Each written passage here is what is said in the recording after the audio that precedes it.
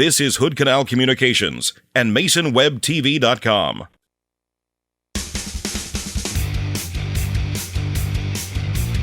Good evening and welcome to the second game of the third annual Memorial Football Classic. We're coming to you from Memorial Stadium in Seattle, Washington, where the Shelton Highclimbers and the O'Day Fighting Irish are about to battle. I'm Diedrich Allen. Tonight we feature a top-ranked team with a lot of power against an extremely talented up-and-coming team. First, let's talk about that up-and-coming team, the Shelton Highclimbers. Last week, the Highclimbers dismantled North Mason 49-7. Shelton had over 500 yards of offense, the bulk on the ground, and found the end zone 6 times. Climber quarterback Tyler Giraldez spread the offense around and looked comfortable under center as well as in the shotgun. The leading rusher for Shelton was Willie Ruiz, who averaged over 10 yards per carry, finishing with 135 yards. 4 other Highclimbers had 50 or more yards on opening night.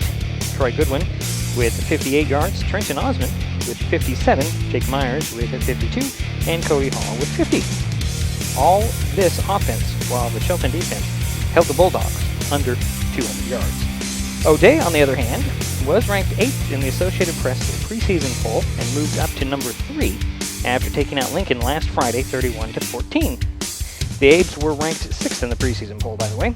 The Fighting Irish broke open the game in the second half. O'Day finished with 318 yards of offense, 281 on the ground.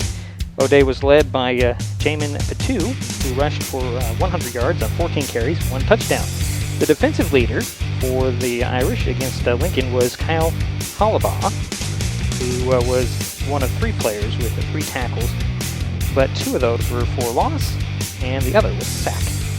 Other than the ranking for the Irish, on paper these teams appear evenly matched. However, depth does favor O'Day with over 90 players on the Fighting Irish roster to about 50 on the Highclimber lineup. Will O'Day continue to dominate, or will Shelton pull off the upset in the big city? That's what we're here to find out. Coming up, we talk with the Shelton coach Matt Hinkle. It's the second game of the 2016 high school football season, the Shelton Highclimbers versus the O'Day Fighting Irish at Seattle's Memorial Stadium. Thanks to cell phones, you can call 911 from almost anywhere. 911, what's the address to your emergency?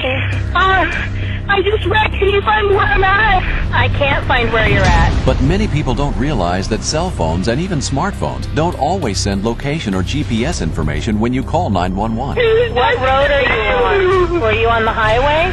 You can't find where I'm at.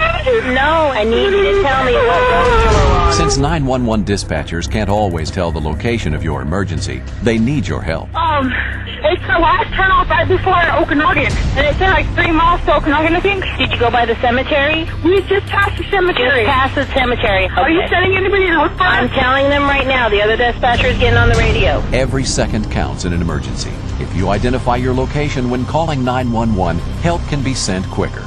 Help 911 help you know your location. An important message from your local 911 office and Washington State Emergency Management. Are you looking for an affordable TV service option? Hood Canal Communications has good news. Introducing HCC IPTV. Get local Seattle TV at an affordable price without lengthy contracts or hidden fees. IPTV uses your broadband connection from HCC. For a limited time, get your first 3 months for free. Need broadband? HCC has got you covered. Ask about broadband options in your area. Call 898-2481 today. Learn more at hcc.net. Hood Canal Communications, keeping our community connected.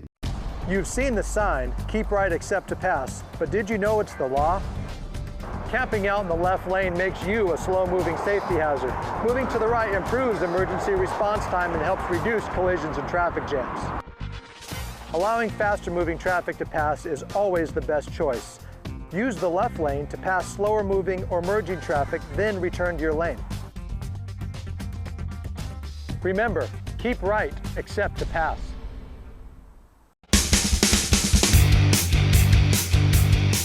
Week 2 of the high school football season finds the Shelton Highclimbers on the road in Seattle at Memorial Stadium. On the phone with me is Coach Matt Hinkle, head man of the Shelton football team. And Coach, let's talk about Friday's game. I wouldn't call it perfect, but it was pretty close. Well, you're too kind. I think we've got a lot of areas to work on. I'm sorry. it's fortunate to catch Coach Pugh and his bunch early on. I know he's going to get them fundamentally ready to play, but we've got an experienced crew, and they're fairly inexperienced. So it played out like it did, but we've certainly got a lot of areas to work on, and we were happy with the win, and there was a lot of good points, but we got a big challenge this week, obviously. Well, we'll get to O'Day in a minute. I want to talk about one specific play from your quarterback.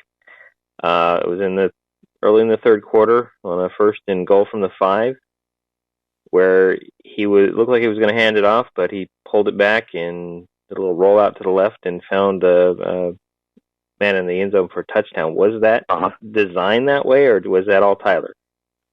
Well, the flavor of the month offensive scheme-wise in football now is what's called run-pass options, where the quarterback has the option to either run or pass, and we're kind of fiddling with those a little bit. It's kind of like back in the day. Remember how teams used to run the triple option, where there's 3 different possibilities as far as each play. Just pull back and get the ball, quarterback could keep it, or he could pitch it. Well, it's the same concept, but it's just rather than having 3 options on the run, the quarterback has an option to throw it as well. So that is the intent there, is we give the quarterback, and we have a real solid kid, knowledge-wise and leadership-wise, and Tyler Geraldus, we give him the option to hand that off, to keep it, or to pass it. So it's kind of the same theory, just different day and age. Okay, well, I just thought it looked I watched it a couple of times, and it looked like he just pulled it. I mean, North Mason had stopped the run. They were right there, and it's just like, okay, handing it off would be a mistake, and he just pulled it back and created something. That's what it looked like. Yeah, well, that's the intent. It is a play by design, and he's got the option of doing any of the 3 components. But it was a good decision on his part. Okay, now let's talk about this week in O'Day. Okay. Preseason poll ranked like 8th or something like that. Do you take that into consideration? Oh, well, we take film into consideration. We've seen some film on them, and they look good. They're fundamentally sound, they're big, and they're very athletic. So the ranking, I think their ranking is justified.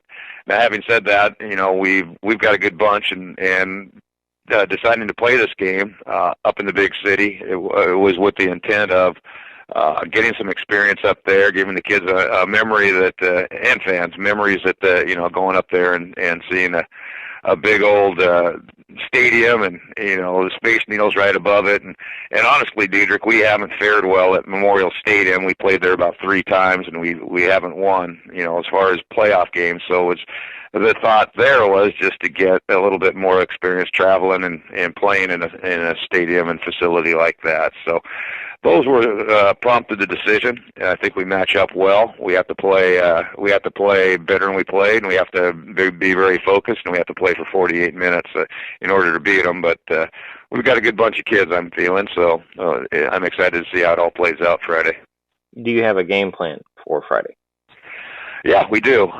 Offensively, we want to get the ball out quick to our receivers. So we want to run quick-hitting run plays, not slow developing. We want to run dive and ISO with your quick hitters, and we'll stay away from ones that are a little bit slower of development, just for the fact that we're a little bit undersized. But from an offensive standpoint, get the ball out quick, make them run sideline, make the defense run sideline to sideline, and capitalize on our skill kids. We got some pretty good ones in McCullough and Kimball and Ross and Willie Ruiz and Taylor Toney. So to name others, but and then defensively, we have to play sound, because they have speed of running back that's kind of problematic. So we have to make sure we're sound in our technique and play a silent football and not ad lib. Okay. Okay, Coach. A little too. I guess I'll ask the question. Anybody banged up at all at this point? No, we're pretty healthy. Our depth isn't all that great, so it's one of those areas that's always kind of troublesome. But the kids are really worked out hard in the off season, and a lot of times that eliminates or reduces the injuries during the season. So, and it is early, like you said. So the residual effects come into play later. But right now the kids are healthy and for the most part eligible. We got one kid that is working through some issues, but other than that, they're ready to go. Okay, Coach. We'll see you on the field on Friday. Hey, thanks for the call, Diedrich. That's Shelton coach Matt Hinkle. We'll have more of the pregame next.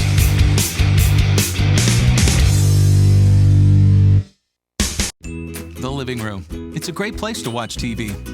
Just like your backyard, break time at the office, or waiting for your ride. Now you can watch TV everywhere. Stream your favorite shows or live TV from many channels in your cable package on any computer, tablet, or smartphone. It's all included in Hood Canal Communications TV service for no extra cost. Sign up to watch TV everywhere today. Call or visit Hood Canal Communications online to learn more.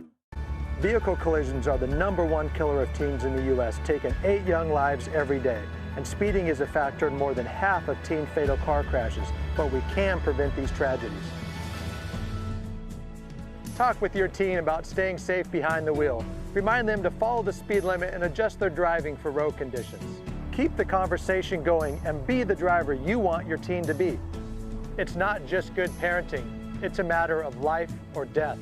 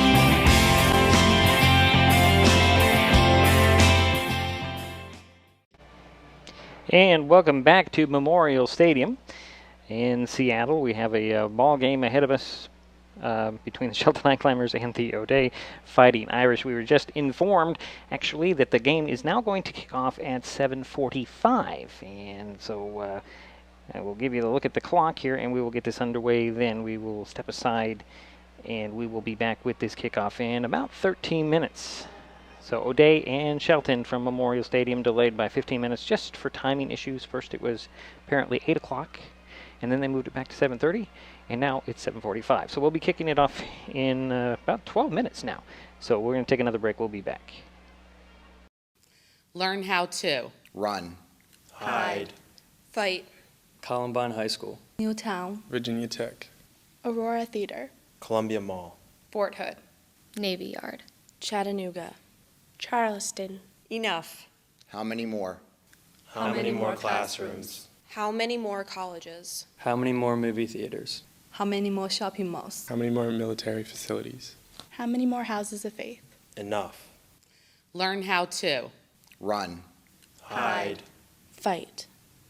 Visit www.nextsafe.org. Prepare your community. As an American. As a human being. No more lists of names. It's not too soon. Now is the time. It's time. We need to be more prepared. It's time for our leaders to help prepare the public. Right now. Enough. Enough. Prepare an emergency plan for you and your community.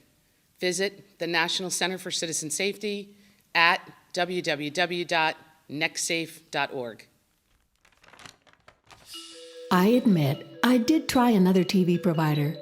It sounded like a great deal, but I quickly realized it wasn't. When I read the fine print, I was locked into a long-term contract with a huge cancellation fee.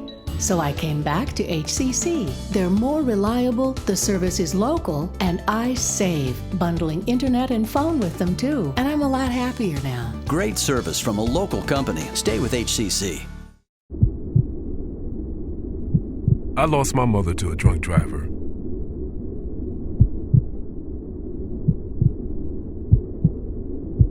She taught me to be kind and good and strong. Be a positive force in a sometimes cruel world. I want to do everything I can to keep Washington a beautiful place. For my children, for your children. Become a Washington State Trooper.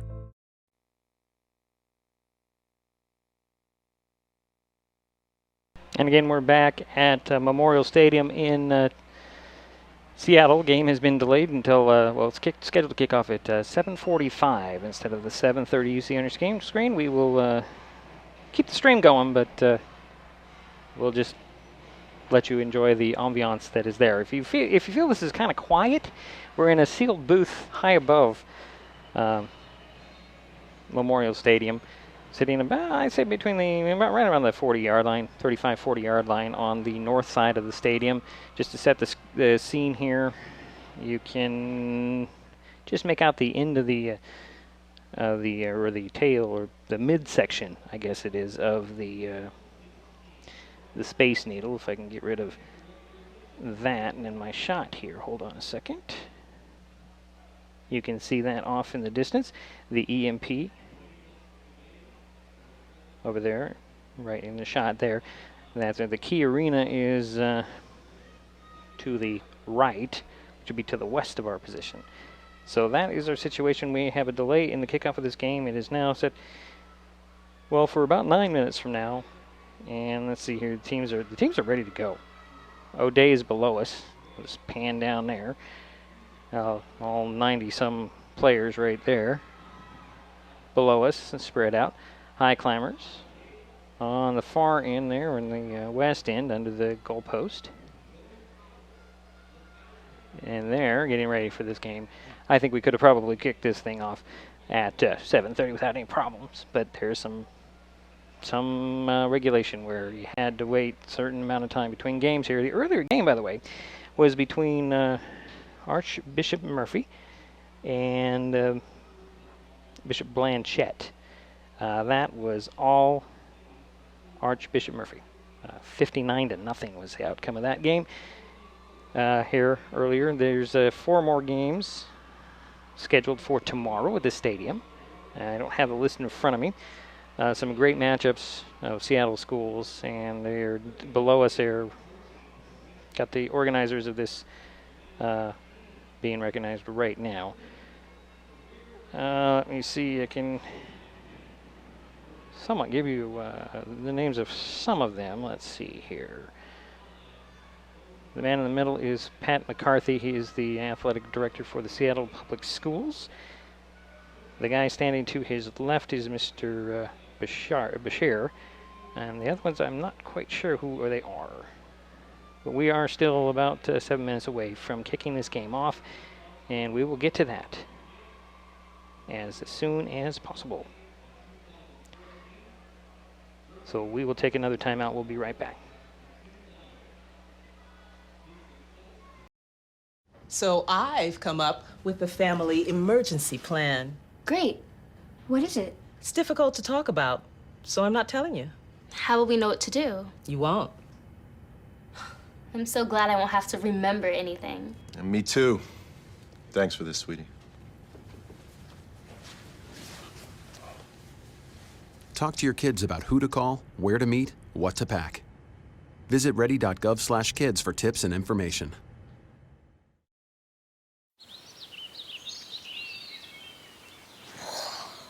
Oh, look, a redhead. Staring contest.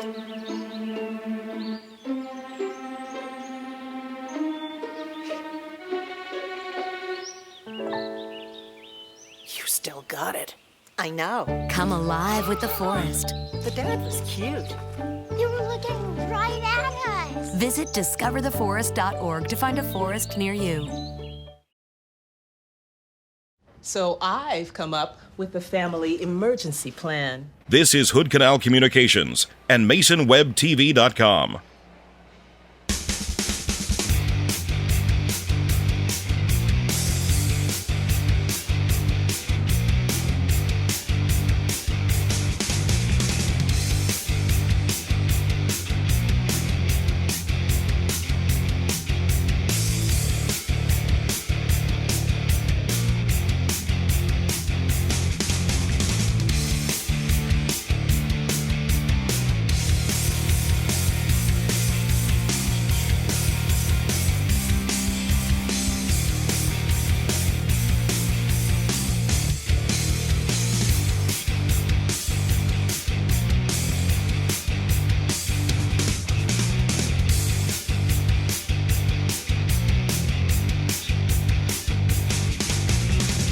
And we're back at Memorial Stadium. I'm still waiting for the kickoff of this game, which is now set for another about 5 minutes. And we have the teams on the field, the captains out there on the field for the coin toss. And let's just watch as this unfolds here. We are about ready to get this game underway, hopefully very shortly, as there's about just under 5 minutes to go before kickoff. There's the coin toss.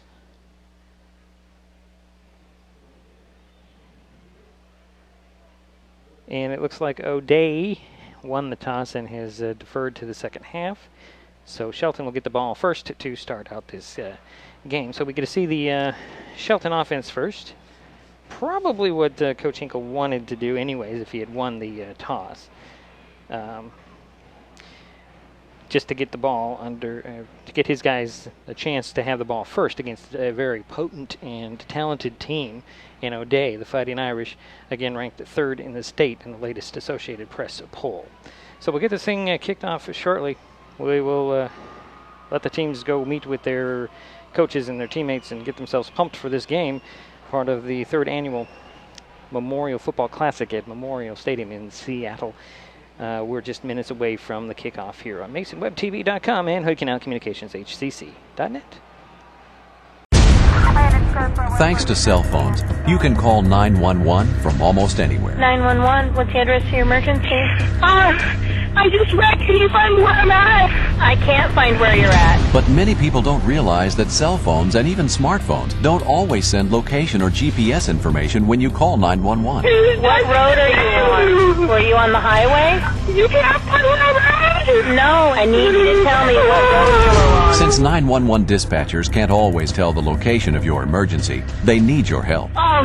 It's the last turnoff right before Okanagan, and it's in like 3 miles to Okanagan, I think. Did you go by the cemetery? We just passed the cemetery. Just past the cemetery. Okay. Are you sending anybody else? I'm telling them right now. The other dispatcher is getting on the radio. Every second counts in an emergency. If you identify your location when calling 911, help can be sent quicker. Help 911 help you know your location. An important message from your local 911 office and Washington State Emergency Management.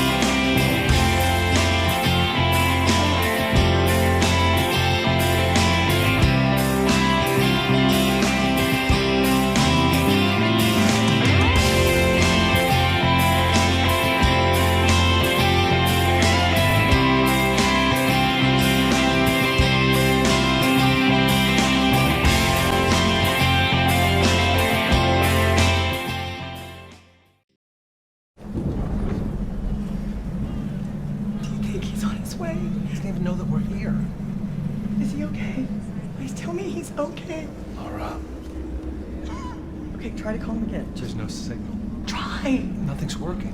Well, just Everything's try. down. This is so bad.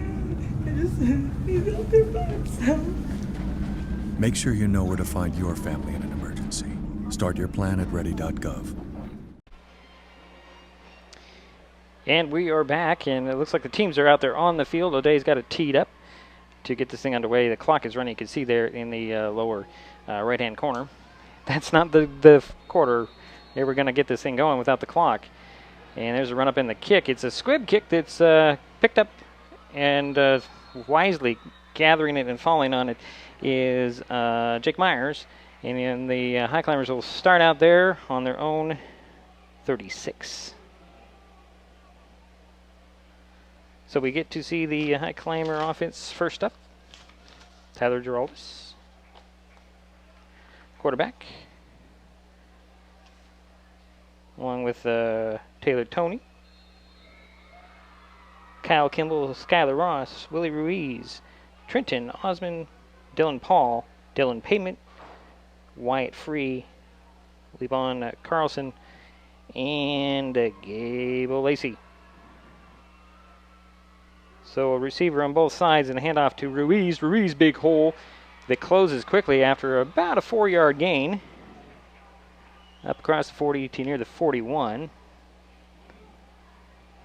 Ruiz, I'll give them 4. They started out the 42, the official spot of that ball. Or I'm sorry, the 37 is where they started. And they're now on the 41. Draw this under center of the offset eye. Ruiz at the end of the eye. A handoff to Ruiz. Cuts it back up the middle. Gets a couple of yards there to about the 43. Give him 2 on that one. So brings up 3rd down. We apologize for the quality of the clock. It appears that the maintenance has not gotten to the clock here at Memorial Stadium. As we are underway here in the first quarter, Shelton Highclimbers with the ball, their first possession, opening possession. Draw this offset eye to the left this time. Toss sweep to Ruiz. Ruiz trying to get around the edge. He's got some room. Gets first down. Just stood up short of midfield, driven out of bounds by a couple of Fighting Irish. And I believe the first guy there is going to be Shea Carnston. But not before a first down for the Highclimbers at their own 49. All Willie Ruiz so far tonight in this opening drive. Draw this will go under center again. I'll set eye to the right. 2 receivers to the lower part of the field. McCall is the wide out. And there's a handoff to Ruiz in the middle, snuffed out and stopped after a 1-yard gain right at midfield.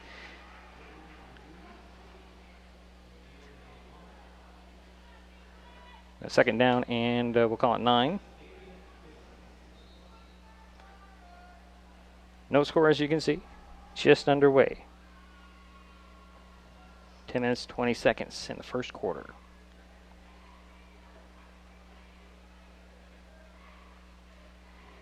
Highclimbers taking a lot of time in the huddle. And Draws will send 2 receivers on both sides. Kimball the wide out near side. Shotgun for Geraldus, back to pass. Got some time, steps up and runs. Across the 50, slides at the 45, short of the first down. Brings up 3rd and it looks like about 4.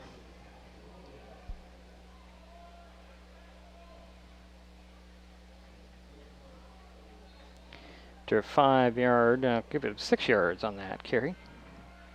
Bring up 3rd and 4 from the O'Day 45. Same formation again, spreading things out. McCullough far side.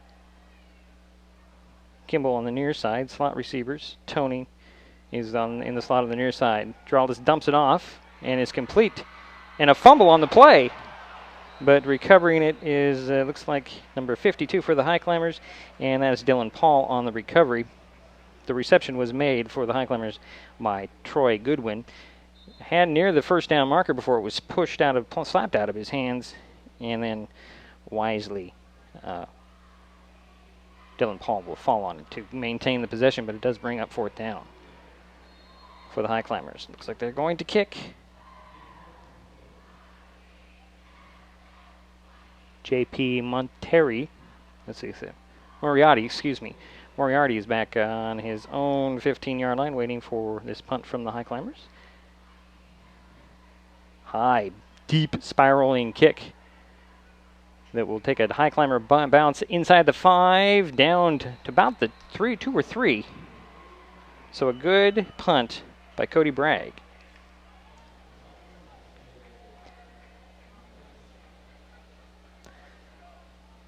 So O'Day will take over on their own.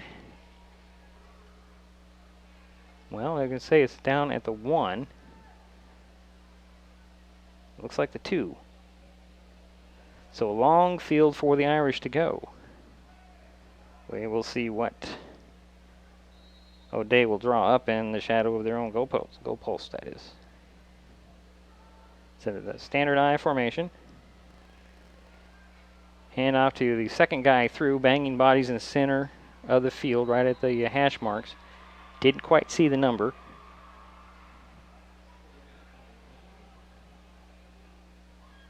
And that's going to be Jamin Patu on the carry. Straight up gets, looks like 4.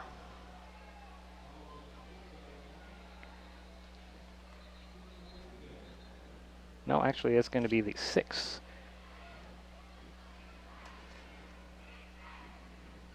So second down and about 5.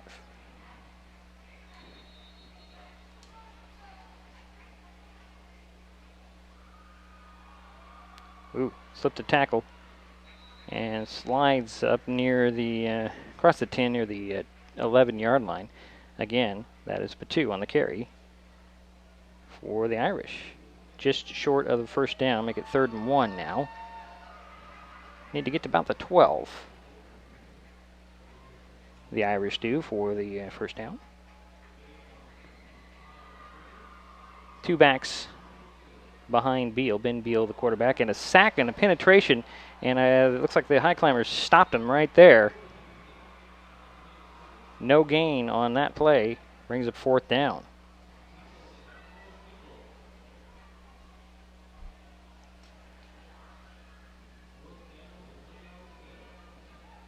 Fourth and 1 for the Irish.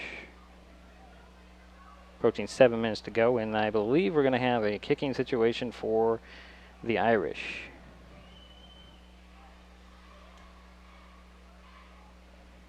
Let's see who's kicking. Going back to receive is Kyle Kimball. He's standing about at 45. Snap. And angling it over to the far sidelines, and it'll roll out of bounds about the 37, 38-yard line of the Irish, and that's where the Highclimbers will take over. On the Irish, they're going to officially spot it at the 39.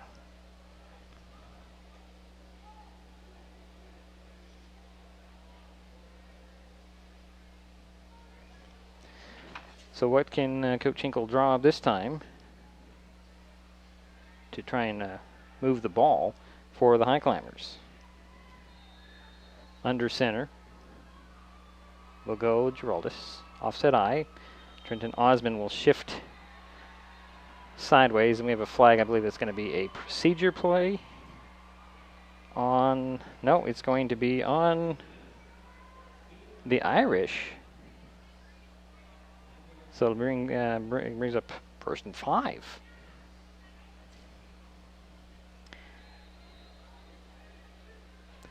From the 34 for Shelton. Same formation.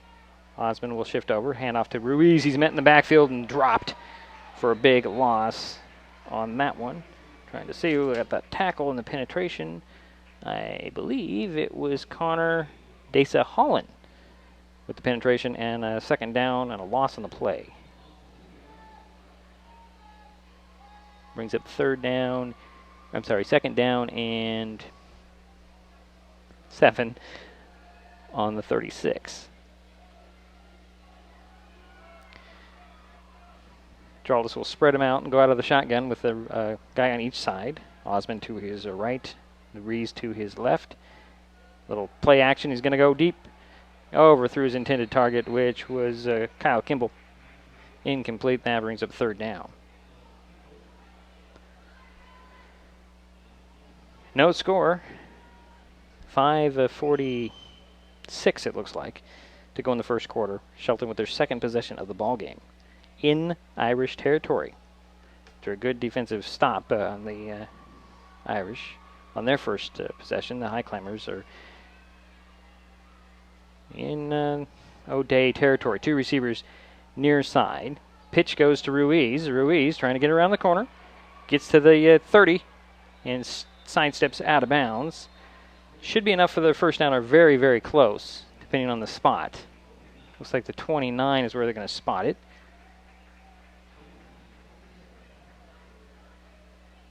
There's a third down run. Oh, we have a flag back near the line of scrimmage. Did not see the flag.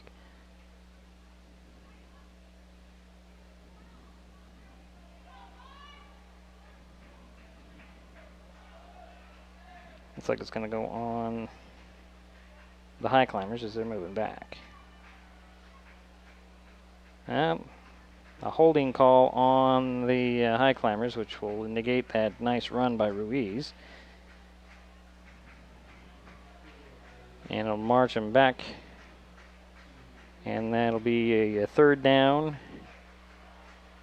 and a bunch. It's like 17 from the 47-yard line. Drolis has him spread out again. Shotgun. Got some protection. He'll dump it off a little short to Kimball, and that'll bring up fourth down.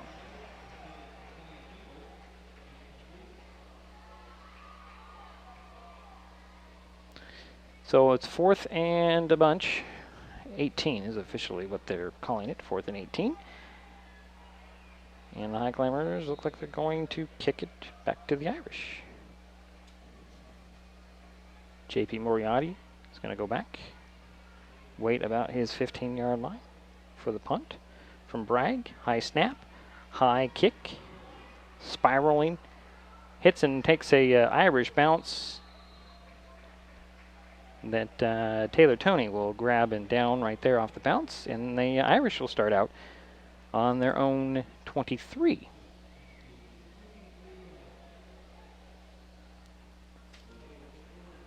First and 10 for O'Day.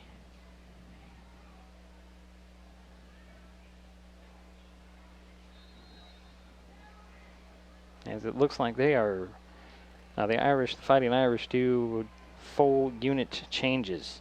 They have enough players for that. Standard I formation for Beal. He's got a receiver on each side.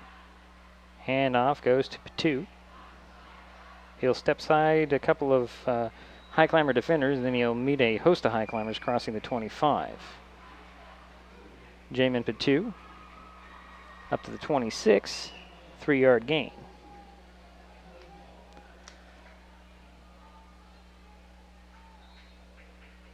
Second and 7 coming.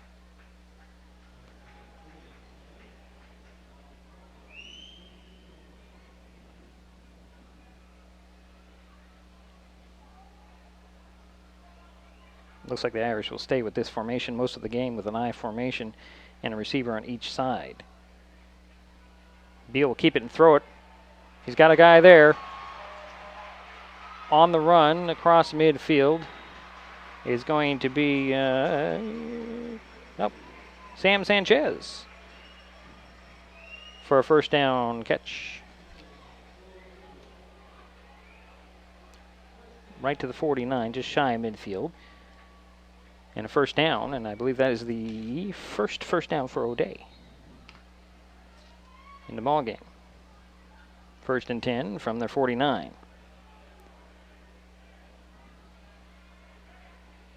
Handoff, and getting away from some trouble is Patu. Patu gets into the secondary, and then he is stood up near the Highclimber 40, and they're still fighting for it. Somebody blew into the backfield for the Highclimbers, but just couldn't wrap up. Oh wait, was it Patu or was it somebody else? Number 24, I believe, was a carrier there, and that's Frederick Cooper on the carry there into Highclimber territory to the 39. First and 10 for the Irish. Split backs behind Beal. Beal going long. Got a guy there and overthrew him. The intended target was Quentin Lewis, incomplete. This brings up second down and 10 from the Highclimber 39. Clock is stopped with 4:06 to go in the first quarter. A receiver on each side for Beal. And a pitch out. And getting a hard-fought couple of yards is Frederick Cooper. Cooper on that play didn't look like he even knew the ball was snapped, but I guess that was the design on that. And the run gets 2 yards. Down to the 37. So 3rd and 8 coming for O'Day. And we have a whistle, and I think an injured player for Shelton. Troy Goodwin. Nope, maybe some just equipment. Goodwin is back out there. I formation. Back to passes Beal. Throws over the middle. Intercepted! Coming up with the ball. I think that's, who is that? That was Kyle Kimball with the INT. So the Highclimbers get the ball on the interception with a good heads-up play by Kyle Kimball. And the ball will be back at their 39-yard line.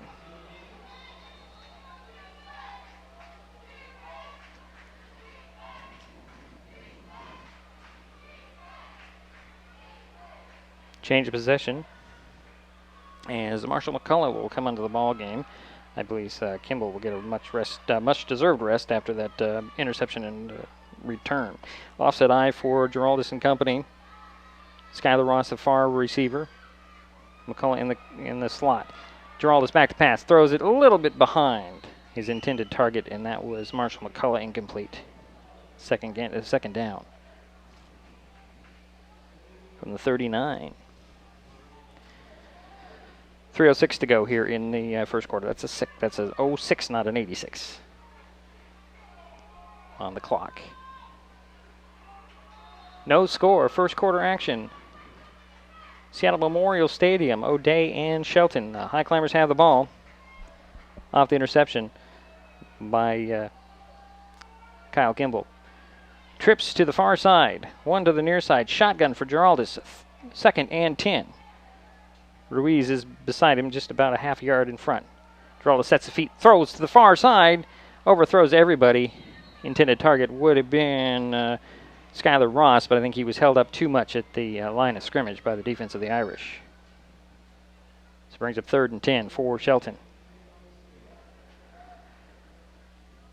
From their own 39.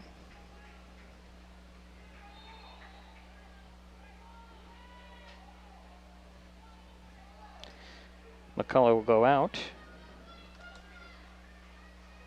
Gage Peterson is in.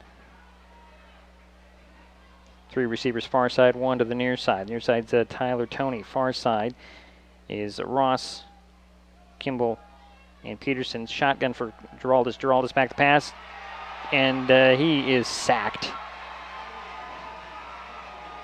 Getting in there first, number 87. Spencer McCabe, and a big loss on that play with penetration.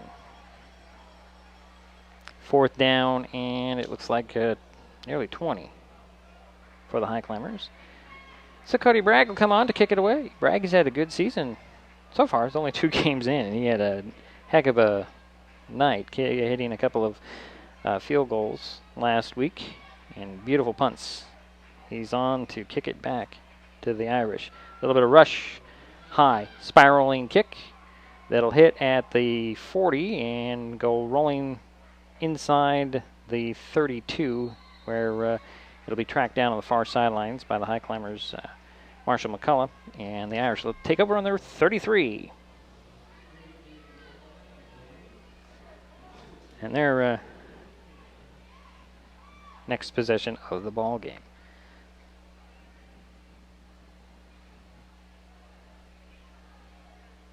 So it's 2:44 to go here in the first quarter.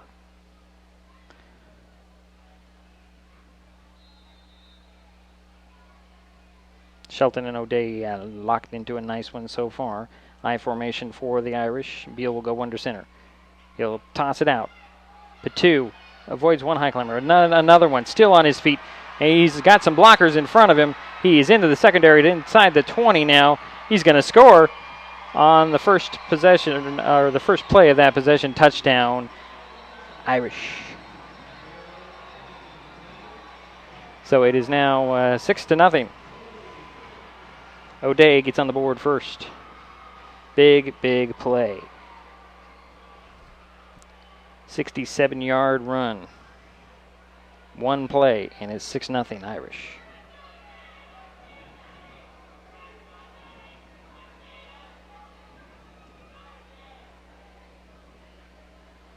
Or did we have a... No, we had a flag, and I missed it all the way back in the secondary.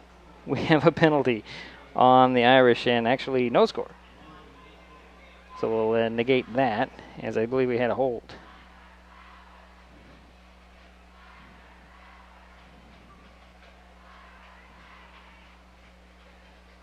Let's see what the official call is. Back inside the 30 was that flag. Still waiting for the official indication. There was a hold, so a 10-yard penalty and no touchdown for the Irish. So it brings up 1st and 24 for the Irish. Beal throws and underthrows his intended target. Incomplete, brings up 2nd down, 24.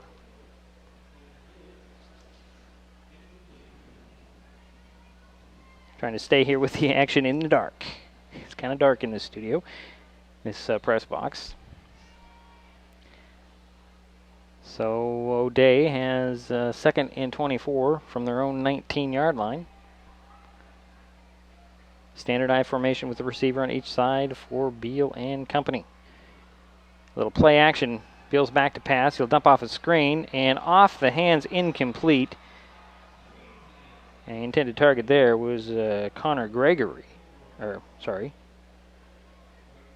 Gregoire. Connor Gregoire brings up 3rd and 24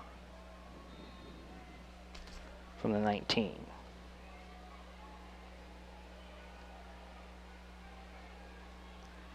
On the 3rd down play, penalty negates a 67-yard touchdown run for O'Day. And now they face a 3rd and 24 from their own 19-yard line. Beal goes under center, and he'll delayed handoff. Getting some running room off the far side, but then run out of bounds at the 25. Highclimbers all over that. Got a few yards back. And I believe that was going to be Gregoire on the carry. Brings up 4th down. And about 19 from the 25. And a punting situation.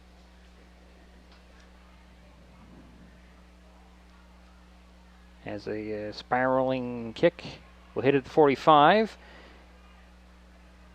And the Irish will down at about 31. Wisely, Jason Kenyon, let that ball nearly hit the turf and hit right into his chest, but he wisely stepped aside because there were maroon and gold players all in front of him. He had nowhere to go if he had caught that. So the Highclimbers will start out on their own 30-yard line.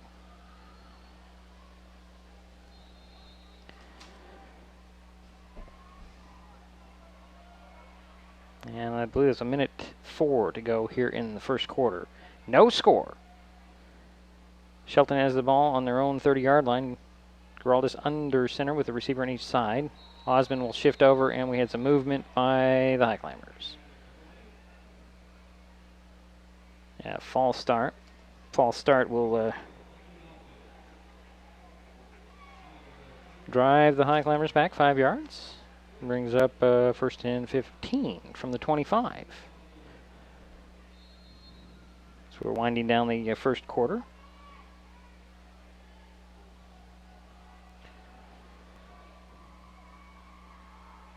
Geraldus under center as Osmond shifts to the other side. Handoff to Ruiz. Ruiz met in the backfield and driven backwards by the Irish's Davion Dixon. And another loss on the play. Looks like a loss of 3.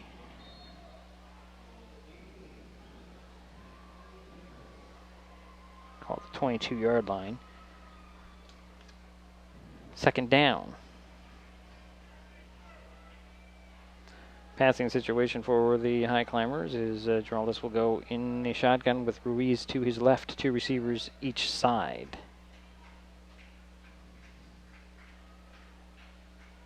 Here comes the blitz. Giraldus throws incomplete, just off the fingertips of Skylar Ross on the quick slant. Brings up third down. 17. From the 22 for Shelton. 46 seconds to go here in the first quarter.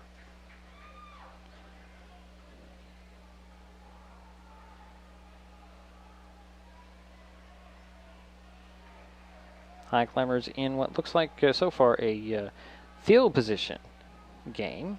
Shotgun for Giraldus. Back to pass he goes. A couple of steps, trying to avoid a rusher. He's going to pull it down and dump it off. Complete to Tony. Taylor will spin forward for a couple of more yards. And a gain of about 10 on that play. Well, not quite 10. Give him 8. No, it is 10. It's to 32.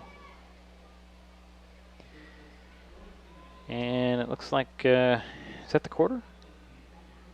It is the end of the quarter. So we're through 1. No score. Highclimbers and O'Day Irish will switch ends of the field. And we'll be right back with the second quarter.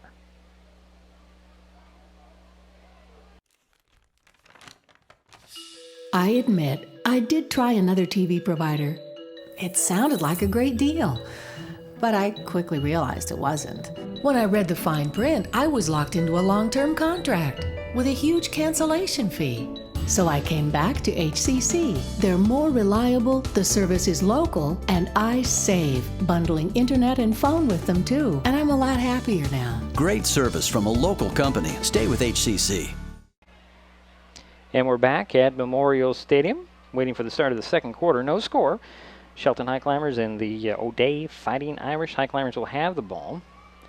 And a 4th and 15 from their own 33-yard line once play begins here in the third quarter. Now, the Irish did not have a 63-yard TD run negated in the first quarter by a penalty, and then they couldn't get the first down, and then they punted it away, and this is the possession for the Highclimbers here as we start the second quarter. Shelton on the near hash mark. And it's a punting situation for the Highclimbers. Standing around his 35, I believe that's going to be Monte Scott. Cody Bragg's on to do the kicking. Highclimbers in the road whites with gray pants. Little penetration, Bragg gets it off. And the ball will hit at the 38 and bounce in the Irish's direction, and it'll be caught by Osmond at the 40-41. Depending on where the referee is going to spot the ball, and that's where the Irish will take over. Spotted at the 41.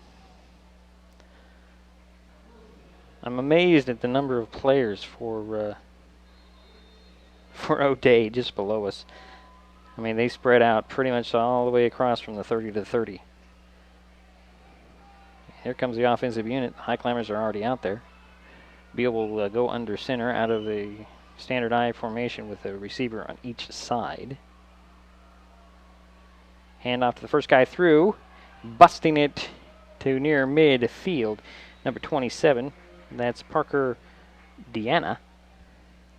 The first down run to near the 49 of the Highclimbers. Yep, that's first down.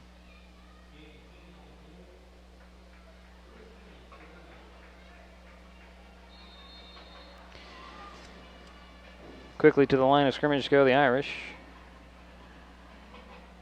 Beal will go split I-backs. Hand off again to Deanna. He'll get about 5 before he's driven backwards by a host of Highclimbers. led by Cody Hall, but not before he gained 5 yards.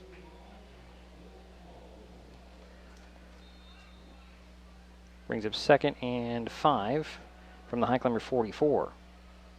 Back to the I formation are the Irish.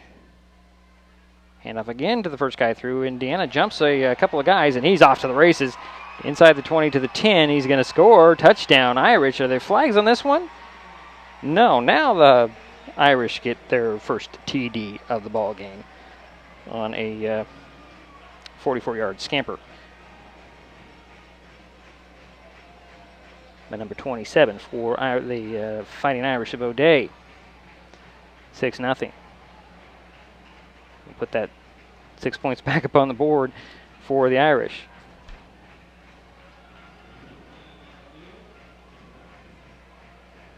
And what do we have now? A delay of game? Or too many people on the field on the Irish?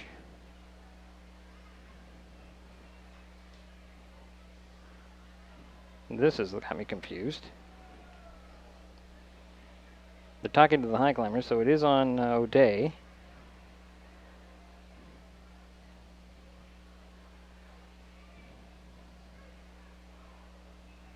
Obviously, any penalty will go on the point after, I'm believing.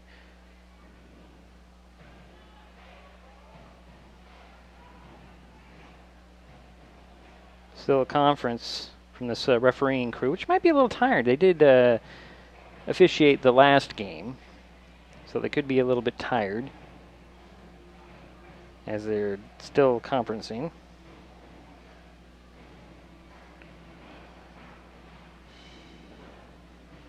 Second quarter action, 6-0 O'Day just scored on a 44-yard TD run from the Irish's Parker Deanna. And what is the call here? Or was there no call? I guess there was no penalty. So a point after attempt by the Irish. Snap, spot, and kick. It is good.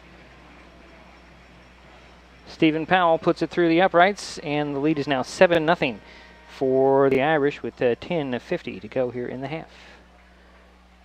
We'll step aside. We'll be right back. Are you looking for an affordable TV service option? Hood Canal Communications has good news. Introducing HCC IPTV. Get local Seattle TV at an affordable price without lengthy contracts or hidden fees. IPTV uses your broadband connection from HCC. For a limited time, get your first 3 months for free. Need broadband? HCC has got you covered. Ask about broadband options in your area. Call 898-2481 today. Learn more at hcc.net. Hood Canal Communications, keeping our community connected.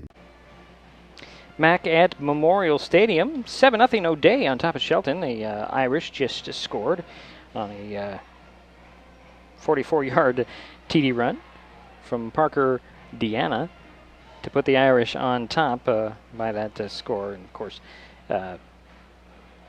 Stephen Powell added the point after. So the Highclimbers will get another possession here. So we're in second quarter action. Oh, they're going to assess a penalty on the kickoff. So the kickoff is going to go all the way back to the 25-yard line. So this should give the Highclimbers excellent starting field position, as the kickoff will be done from the 25. Doing the kicking is J.P. Moriarty. Kicking it off from his own 25. Here's a run up and the kick. It's a squib kick. It'll be picked up and go through the legs of Marshall McCullough. He'll pick it up about the 15, and he'll get the head across the 20. Just went right through his legs. It's a little hot apple there, or hot potato. Couldn't pick it up. So Shelton will start out with what could have been good field position, but end up on their own 22-yard line. Trailing by 7 here in the second quarter.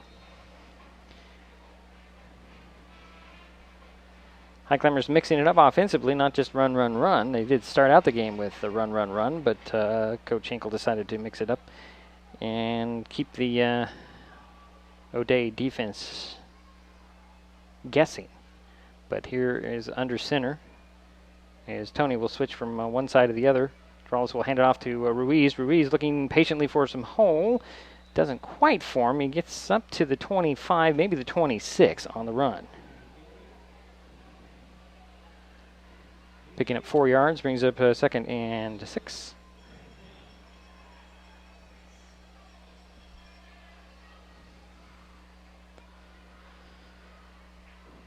.10:20 and counting on that second quarter clock. Kimball to the near side, McCullough to the far side. Osman offset to the right in the eye in front of Ruiz. Draw this under center. Hand off to Ruiz. Ruiz met at the line of scrimmage and driven backwards. No gain on that. If anything, he might have lost some yards. They're going to say lost 1, maybe 2. Spotted 20, just shy of the 25. The Irish are penetrating. The size of their defensive line, massive.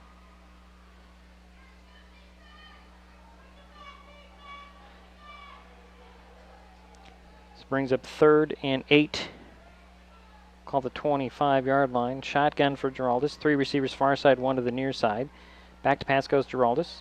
He'll dump it off in the near side and overthrowing the intended receiver. And that was Skylar Ross. He had one-on-one coverage on this near side, and that'll bring up 4th down. The Highclimbers need to punt it away. Cody Bragg back out there.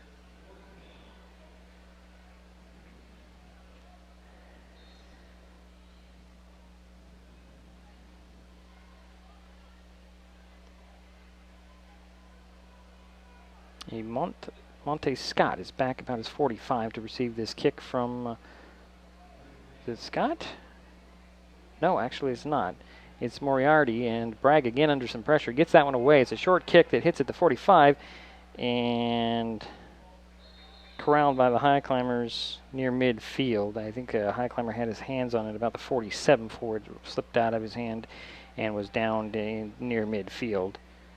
And they're going to spot it at the Highclimbers 48 for O'Day.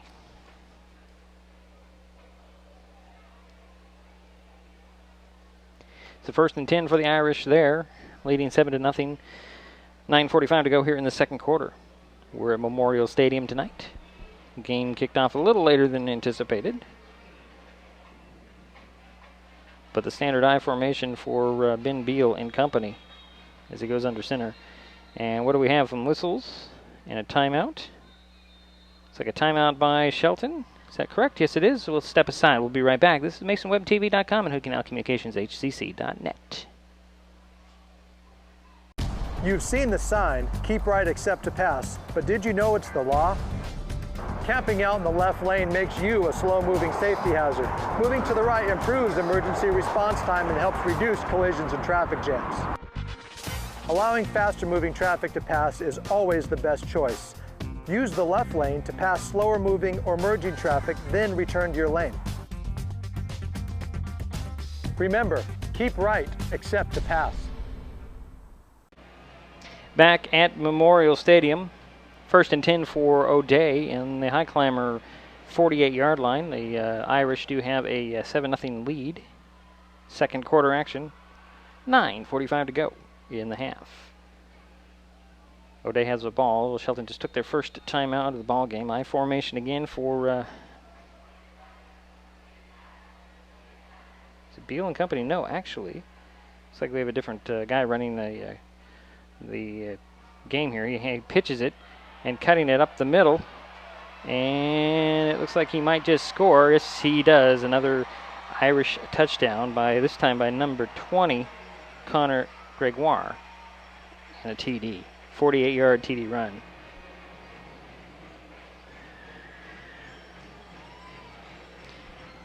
No flags this time as well. Running the show, it looks like, I thought it was a 77. Warren King running things for the Irish. I could have been wrong. Might have been Jason Wong, a 17. But right now it is 13-0. Waiting for the snap and the kick. There it is. And the kick is good. Make it 14-0. Fighting Irish. Second quarter action. 9:05 to go in the half. We'll be right back. The living room. It's a great place to watch TV. Just like your backyard, break time at the office, or waiting for your ride. Now you can watch TV everywhere. Stream your favorite shows or live TV from many channels in your cable package on any computer, tablet, or smartphone. It's all included in Hood Canal Communications TV service for no extra cost. Sign up to watch TV everywhere today. Call or visit Hood Canal Communications online to learn more. Back at Memorial Stadium, 14-0 O'Day on top of Shelton. Second quarter action. 9:05 to go in the half. Coming up at halftime, we're going to talk a little politics, as we did a series of what I call video sit-downs with candidates running for Mason County Commissioners, District 1 and 2, and 35th District State Representative position 1 and 2. And you'll hear from the candidates just briefly coming up at halftime, and that's a little over 9 minutes playing time. So the Irish will be kicking off from the 40. And again, Moriarty will do the honors. McCullough back about his 13-yard line waiting for this kick, although the kicks have been kind of line drive and hard to handle for the Highclimbers so far tonight, the kickoffs. And again, this one is stopped, a big paw out there to knock it down. It looked like it might have been Wyatt Free. Got a paw out there, knocking it down, and then falling on it, I think it was Taylor Toney, to preserve a better field position at their own 47-yard line. That's where the Highclimbers are going to start out this possession. Smart play.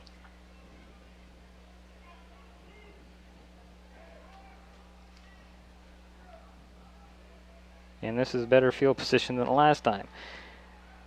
Pistol formation for Giraldus and company. Trips to the far side, one to the near side.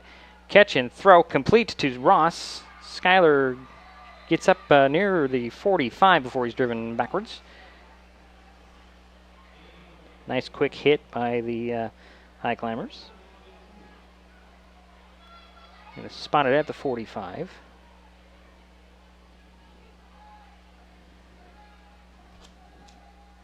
And brings up second down and a couple. Again, the pistol formation. The Highclimbers showing different formations. Same formation as last time. He get trips to the far side on the numbers and Skylar Ross on the near side. This time he goes the opposite way, and a little bubble screen completed to Marshall McCullough. And that one is snuffed out by the Irish. A loss of a yard on that brings up a 3rd and 4, it looks like.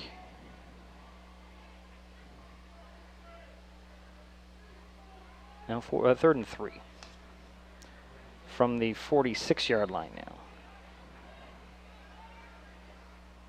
Staying with the pistol and trips to the near side and a single receiver to the far side. Ruiz is the back behind. Giraldus is standing on the 50. There's the snap. One step, and he's going to lob it over and overthrow Tyler Toney. Incomplete, brings up 4th down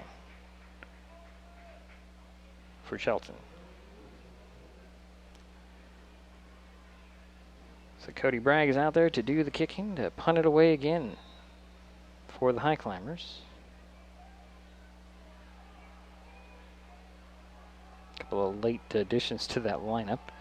Changing it up a bit are the Highclimbers. Nobody back deep for the Irish. Bragg with the kick. Gets it away under pressure. High end-over-end kick that's going to hit at the 24 and bounce backwards. And wisely, Taylor Toney will down it about the 25. So the Irish will take over there on their own 25.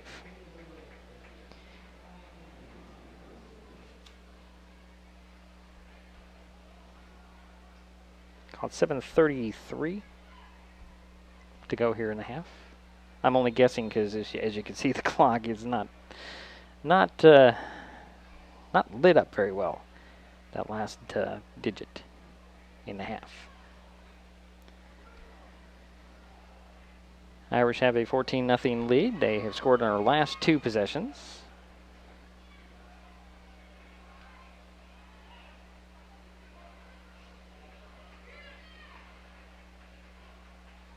And under center goes the quarterback.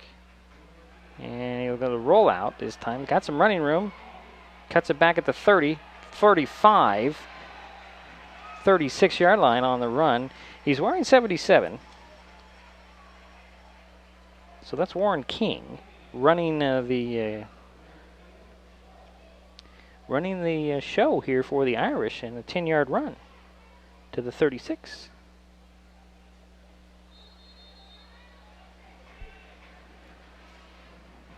I formation again for the Irish.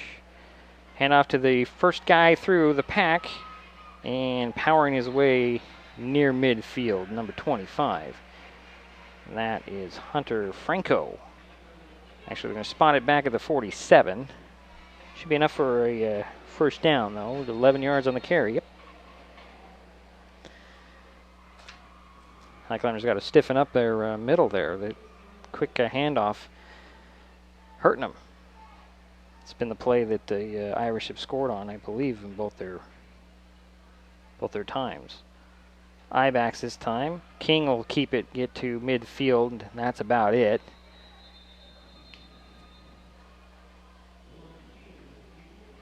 So the Highclimbers managed to stop that one after a 3-yard gain.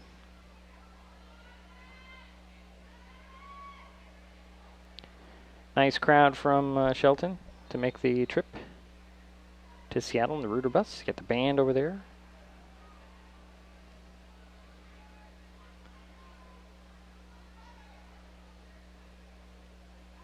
Blitz showing by the Highclimbers. Back off. King goes back to pass and dump it off to the middle, complete to the 45 to the 40, and scampering out of bounds is J.P. Moriarty. Just inside the 40 to the 38.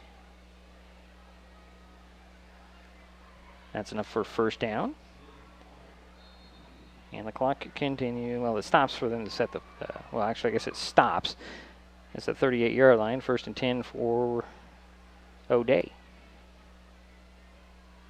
Split backs behind King, a receiver on each side. Back to pass goes King, looks to the near side, complete again. And sidestepping a couple of defenders and then spinning out of bounds. That is Quentin Lewis on the reception. To the 31. 7-yard gain there. Brings up 2nd and 3.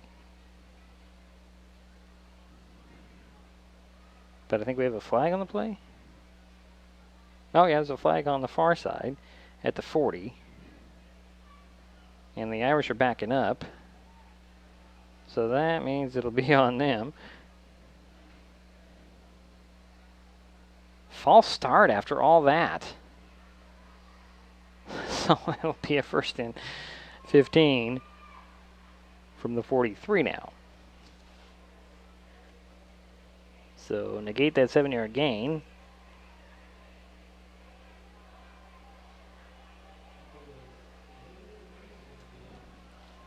So a false start call on the Irish. So Day will bring King and company will bring out of the huddle. Standard I formation with a receiver on each side. Pitch this time going to Patu. Patu on the toss sweep to the left gets back the 5.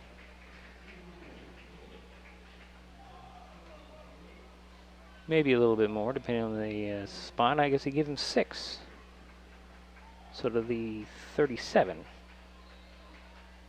Brings up 2nd down and 8. Not called 9, actually.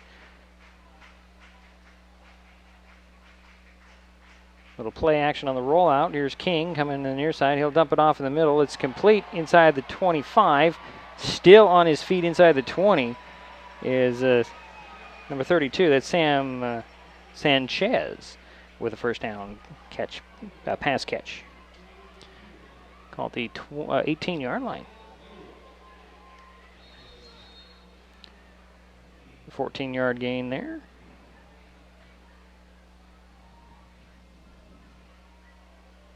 Just under 5 minutes to go here in the half. King running a good show here. Try to give you some details on him when we get a moment. Blitz showing, picked up well, and Patu will get a handoff in a crowd and get a couple of yards to the 15. Give him 3. Warren King, he's a senior. Don't have any actual size numbers on him, but he looks like a very large young man, meaning bulk and size and muscle tone from where we're sitting way up at the top of the mountain, as they call it. It's a very steep mountain. Standard I formation again, receiver on each side.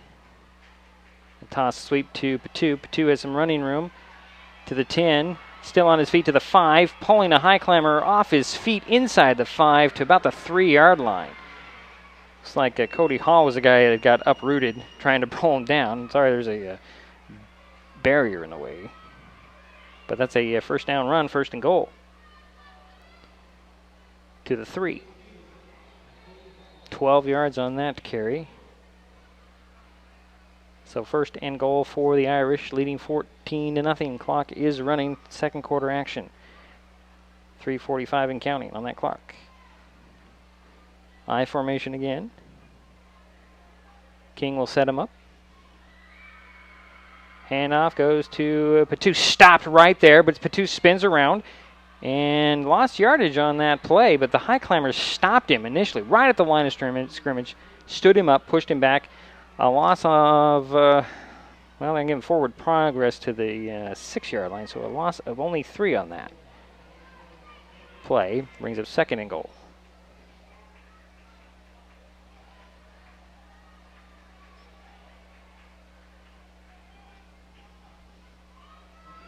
Good defensive stand on that play for the Highclimbers.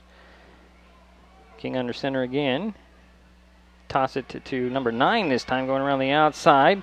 Nice penetration by the Highclimbers. Mark Tafia on the carry for the Irish, and a loss on that one as well. It looks like 2 yards. And we also have a flag on the play.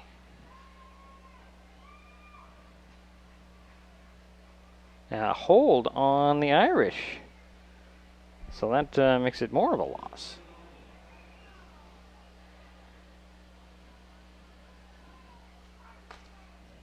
In a conference, they're about the 10-yard line with the Highclimber captain.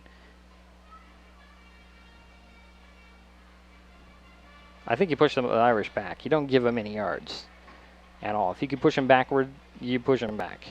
That's my feeling on this. That looks like 25 seconds to go here in the half. Or is that to 2:51? That must be 2:51. So hard to see. Now they're going to bring up... They're going to take the penalty, make it third down. At the 9, so a loss of 3. That play did stand. So a loss of 3. The Irish are going backwards. Third and goal from the 9-yard line. King will settle in under center with the split back. So go back to pass. Throw over to the right. Almost intercepted as Kyle Kimball knocked that one down. He was diving for it. That would have been his second, and now it's fourth and goal from the 9.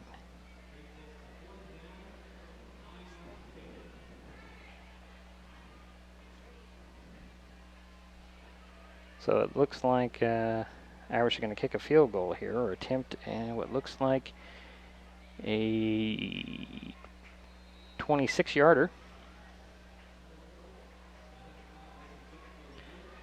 Let's see. if Stephen Powell can do that. Snap is good. Hold is good. Is it in? It looks good. Let's wait for the arms to go up, and it is. So the Irish add 3 more, making it 17-0. And there goes that horn, which I always think is going to be the end of a quarter. But we have a 2:32 to go here in the half. Irish on top, 17-0. We'll be right back.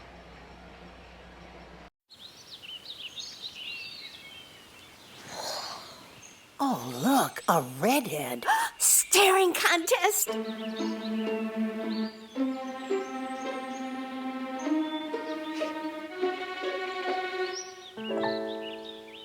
You still got it. I know. Come alive with the forest. The dad was cute. You were looking right at us. Visit discovertheforest.org to find a forest near you. So the Irish add 3 more and now lead 17-0 over the Shelton Highclimbers at Memorial Stadium in Seattle. The 3rd annual Memorial Football Classic. Second of, 8 games? Is that right? No, 6 games on this weekend. There are 4 tomorrow. If you're interested in traveling to the big city and catching a couple 4 games, you can do so. Highclimbers down by 17. The O'Day Irish have run up 17 straight points unanswered. And again, the Highclimbers having trouble with corralling the kickoffs. And McCullough will pick it up at the 5 and get up to about the 13-yard line before he's pushed back. Highclimbers having a little bit of difficulty keeping control of their of those balls on the kickoffs for whatever reason. Maybe they're being kicked really hard. I'm not sure. And they will start out on their own 13-yard line with a 1st and 10. See if the Highclimbers can put together a sustained drive here in the half with 2:22 to go.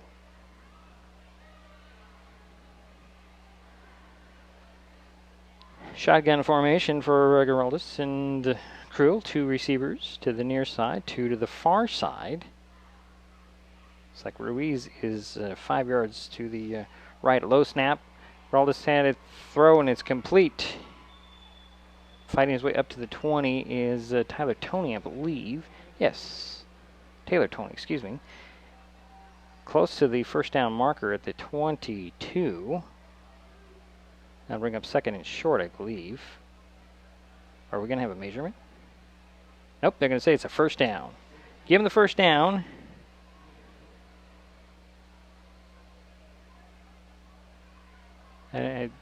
Really, I'm not going to question it. It's at the 22-yard line and a 1st down. Go figure. Hurry up mode for the Highclimbers.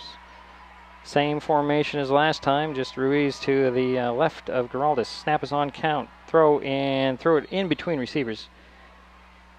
A little miscommunication between Tony and Kyle Kimball and Tyler Geraldus, who threw it between the 2 receivers. Somebody needed to cut in, and they both cut out. So it brings up 2nd down and 10 from the 22-yard line.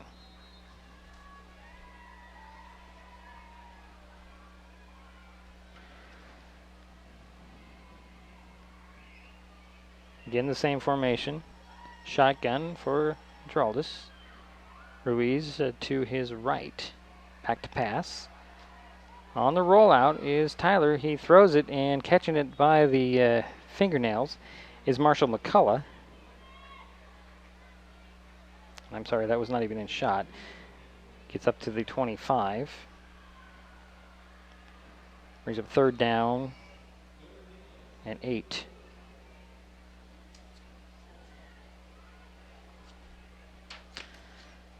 Same formation again. Quick hit again. That one's complete. And trying to get free is Kyle Kimball up to the 35.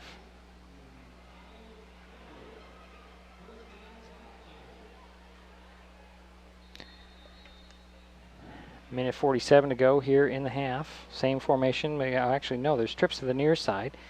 Another quick hit. That one's complete to Tony. Tony gets away, and he's inside the 30 to the 25. Big hit there. Catch and run. Tyler Tony with that big catch. Flipping the field here. His hurry up is working for the Highclimbers.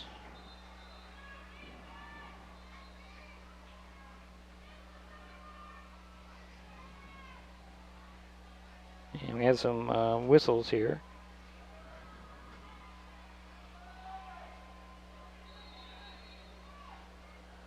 .30-yard pickup on that pass play.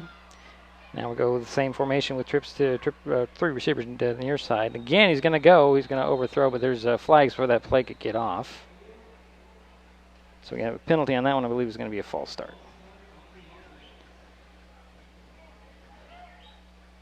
So that'll march it back 5 yards to the 30.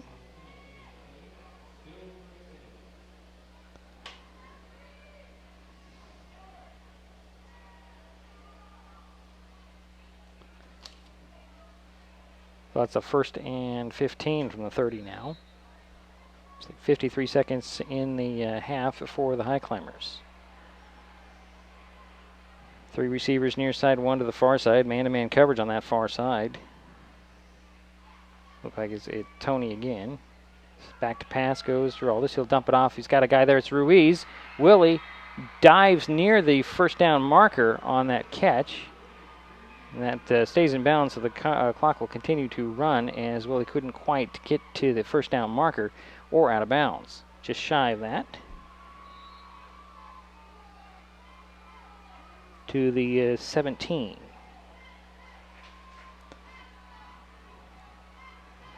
Same formation again. Low snap. Draws the throw to the middle. Little high, incomplete. And that'll bring up 3rd down. 20 seconds to go here in the half. Highclimbers trying to score before the half runs out. They're going to huddle it up this time. They do have a couple of timeouts if they want to use them. But would like to go in the into the locker room at half with some points on the board. Geraldus will split 2 receivers on each side. Ruiz is the back beside him. Snap is on target. Back to pass he goes. Throws over the middle. Complete to McCullough. I'm sorry, Kimball. Kimball to the 5. On a quick slant inside. It's going to be a 1st and goal for the Highclimbers to the 5. 12-yard pickup. And a timeout has been called. And we'll step aside. That should be just a few seconds. Is that 15 or is that 5? I don't know. We'll be back with the last seconds of the second quarter. Vehicle collisions are the #1 killer of teens in the U.S., taking 8 young lives every day. And speeding is a factor in more than half of teen fatal car crashes. But we can prevent these tragedies. Talk with your teen about staying safe behind the wheel. Remind them to follow the speed limit and adjust their driving for road conditions. Keep the conversation going and be the driver you want your teen to be. It's not just good parenting, it's a matter of life or death. 1st and goal for the Highclimbers on the 5-yard line. Coming out of the timeout are Shelton and crew. Trying to score here with the clock winding down in the second quarter. Highclimbers will spread it out a little bit. Still that shotgun. 2 receivers on each side. Geraldus is in the shotgun. 1 back pass in. It's complete to Kimball and a touchdown. The Highclimbers are on the board. And that was a quick hit. 5-yard TD pass.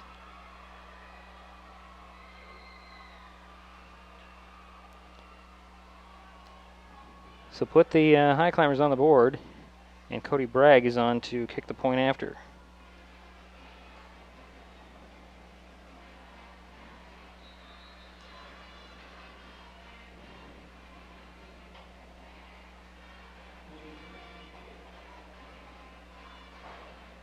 There's a snap spot in the kick. It looks like that one might have been partially blocked. So that was has been his Cody Bragg's first to miss from the extra point so far this season. So the score remains 17-6. O'Day leads, which what we're thinking is 40 seconds. We'll be right back. I lost my mother to a drunk driver.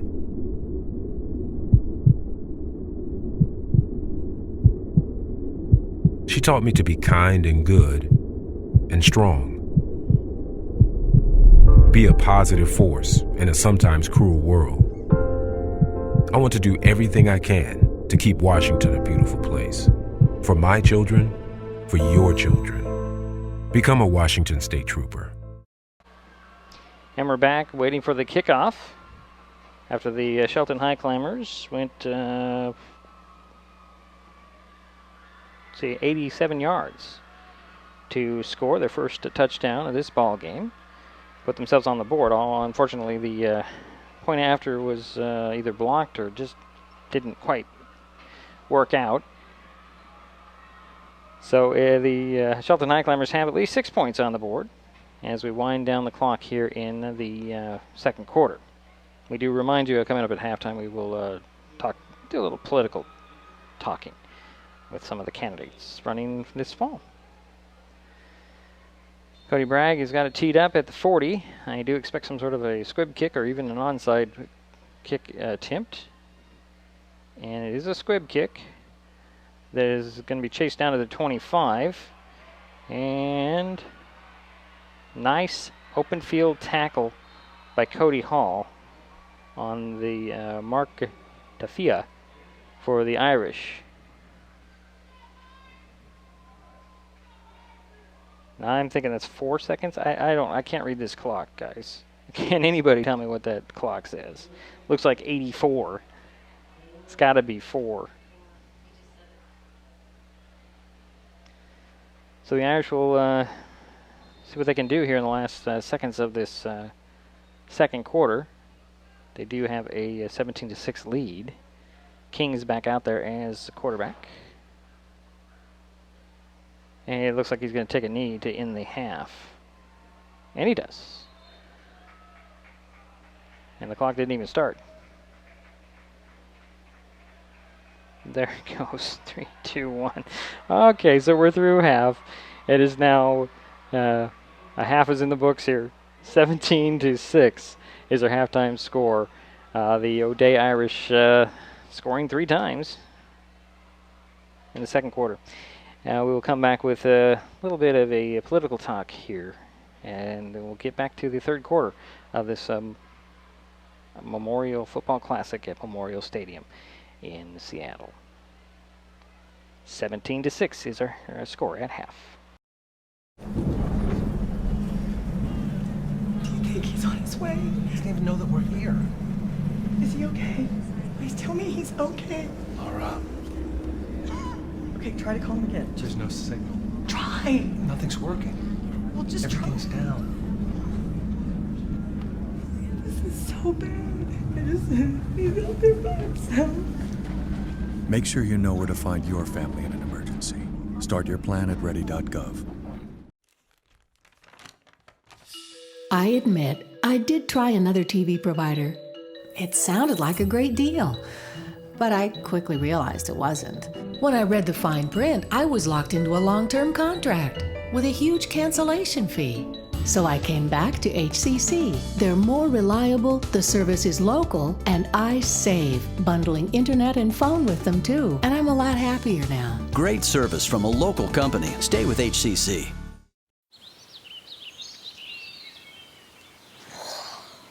Oh, look, a redhead. Staring contest.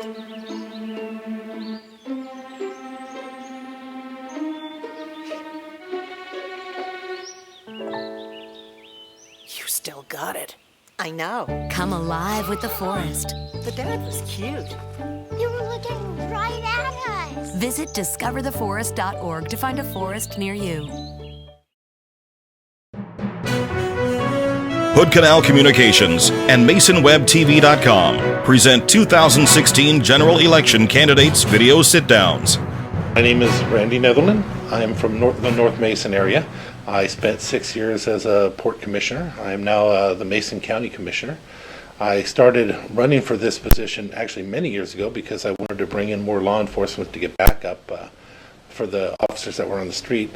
This was many, many years ago, the first time I ever got into politics, in hopes that they didn't have to wait at the end of the road for backup to show up as they were doing, sometimes 2 hours as things were happening. So it was my commitment at the time to try and help them. I didn't win at that point, but later on in life, here I am, and that's been my main concern, along with, of course, the sewer issue, which has plagued Mason County.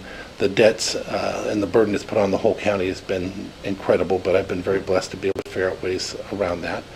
And for the most part, just trying to be the one that represents my community. I'm the first county commissioner from Belfair in 37 years. Right. It's been a long time since the North End had representation, and I've done my best to try and represent them while representing the whole county, because the Attorney General actually gave an opinion years ago that when you are elected by the county as a whole and you deal with the budget for the county as a whole, you are responsible to the county as a whole, so you must represent the whole county, not just one district. So I'm Kelly McIntosh, and I'm running for the position of County Commissioner.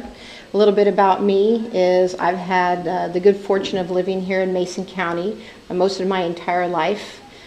Before graduating from high school, I grew up in Lilywop and lived there until graduation, and then went away to college. Came back here after earning my bachelor degree in political science and moved back to the Shelton area to be close to my family, and started working actually for a local attorney for a little while, doing some public defense work as her legal assistant, and then went on to Thurston County, started at the prosecutor's office, and then moved on to pretrial services. When my girls were little, we moved from Shelton up to Belfair, where the kids went all the way through school and graduated and played sports, and I've been in Belfair ever since. During that time frame, while working for Thurston County, I completed my master's degree in public administration. Knowing that I wanted to get involved with the community, I became a fire commissioner, and so for the past 15 years, I've been a fire commissioner, which it used to be Fire District 2, and then 2 years ago we joined with District 8 and became North Mason Regional Fire Authority. So I feel that my qualifications for being a county commissioner are strong in that I do have an educational background in government and public administration, as well as having the experience as a fire commissioner. And on top of that, I'm one of the only candidates here with regards to all of the candidates has a criminal justice background. And up to 65% of our county's budget is law and justice. And I have a vast knowledge of the entire criminal justice system, along with the courts and any kind of issues with probation, therapeutic courts, and jails. My name is Kevin Schutte, and I'm running for Mason County Commissioner from District 2. My wife, Catherine, and I live here in Union. Excuse me, and we both work in the community here. Catherine is the school district nurse for North Mason School District, and I work as a public information officer and outreach coordinator for the State House of Representatives. In my job there, I focus quite a bit on local and regional issues. Since I decided to run for county commissioner earlier this year, really wanted to focus on three things that I thought were important to people here in Mason County, and were certainly important to Catherine and me as well. And that's working towards a safer neighborhood, stronger economy, and expanding opportunity for residents in Mason County. I have the experience to do that, to bring that kind of vision to Mason County. I work as a problem solver in state government. I've served for almost 2 years on the county's Planning Advisory Commission, and I was a former vice chair of the North Mason Chamber of Commerce Government Affairs Committee, so I've worked alongside our small business community, and so I have the experience to start the work on day one. My working background has been at the federal government level, and I returned to Mason County. I was born in Mason County 64 years ago, and after coming back, we retired here 20 years ago, and I thought things had changed, but not too much. So I started getting involved in politics in about 2004 and started going to county commission meetings and city meetings and realized that we weren't making progress. That yes, things have changed out in the woods. When I was growing up, all of my uncles and neighbors were all working in the woods logging. And things have changed. The technology has changed, so there are fewer people out in the woods, and we have not grown to accommodate that. Right now, I think tourism is our major industry, but no real local jobs. We still have some, but no growth there. So I thought I'd get involved and see what I could do about changing that. So tell us a little bit about your background politically. I mean, you're on the Hood Canal School District School Board, correct? Yes, I'm a school board member. This is my 6th year. I'm the president of the Hood Canal Education Foundation, so that fits well. I was the chair of the Mason County Democrats. This was my second tour, but because I'm running, I've stepped down. Okay. And I've been the president and the vice president of the League of Women Voters, so I'm getting a broad spectrum of how politics works. And this is not your first try at this seat? No, I ran in 2008 and 2012. Okay. And the numbers just kept getting better. More people got to know me, and so I thought this would be a good opportunity to make it happen. My name is Dan Griffey, lifelong resident of the 35th District. I'm currently your state representative for the 35th District, position number 1. I just completed my first 2 years in Olympia. I got a lot done, and there's a lot more work to do on local economic development through removing some restrictions that we have on the Growth Management Act, to a new passion of mine that is to make sure that those people that commit sex crimes in Washington State will have no statute of limitations, to make sure that in Washington we say that these crimes are so despicable that we're going to make you worry your whole life, whether you be prosecuted for that or not. So I'm moving hard on both sides, and I will continue to work on those issues in Olympia when I'm reelected. I live on Chico Way in Kitsap County. My family moved there in the 1930s, and my uncles were loggers out here in Mason County, and my parents met at the Puget Sound Naval Shipyard. And so I'm part of the scene here. My family has been for many, many years. I'm a professional teacher, educator. I run a music school. I've taught at Olympic College. I'm a concert pianist. I've performed many places in the United States and in Europe.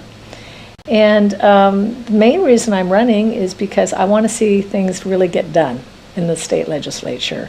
I'm impatient to have our schools funded. I'm impatient to have our social services funded correctly and organized correctly. And I think that especially here in Mason County, I'd like to address any issues or questions related mainly to our county, being that this is your TV station down here.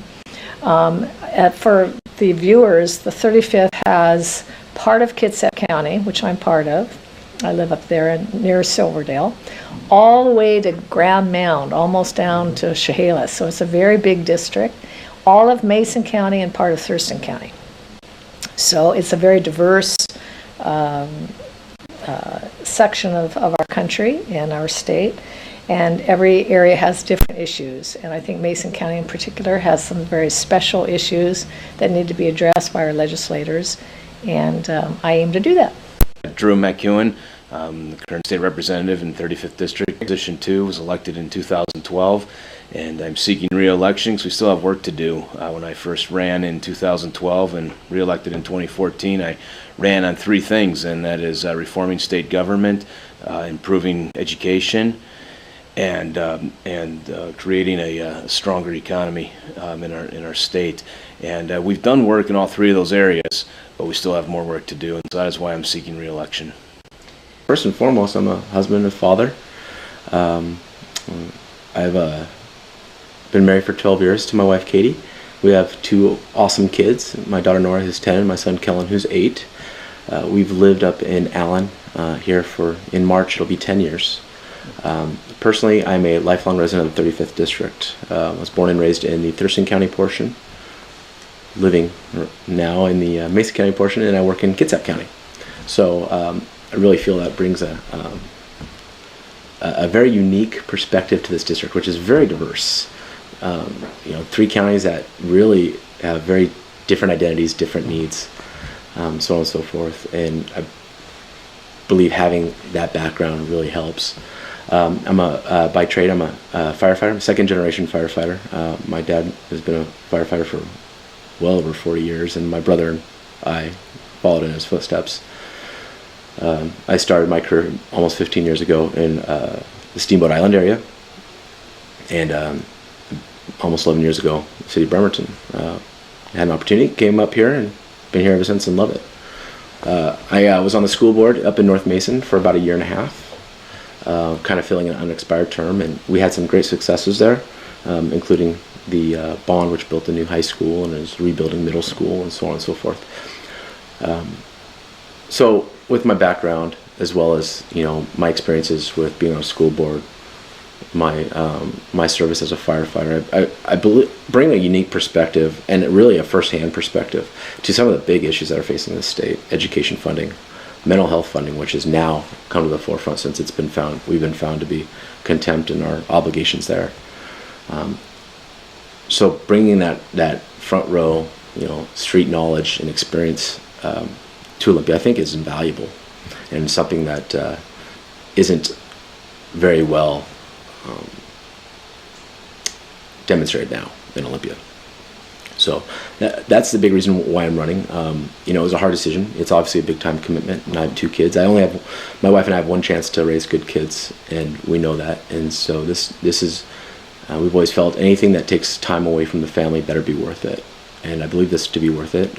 We're trying to teach our children, if you want to make a change, if you want to see something happen, you have to be willing to put yourself out there.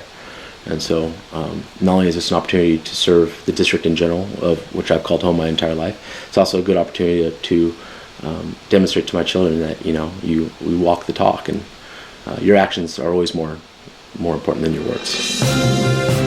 Helping voters make informed decisions. This is Hood Canal Communications and MasonWebTV.com.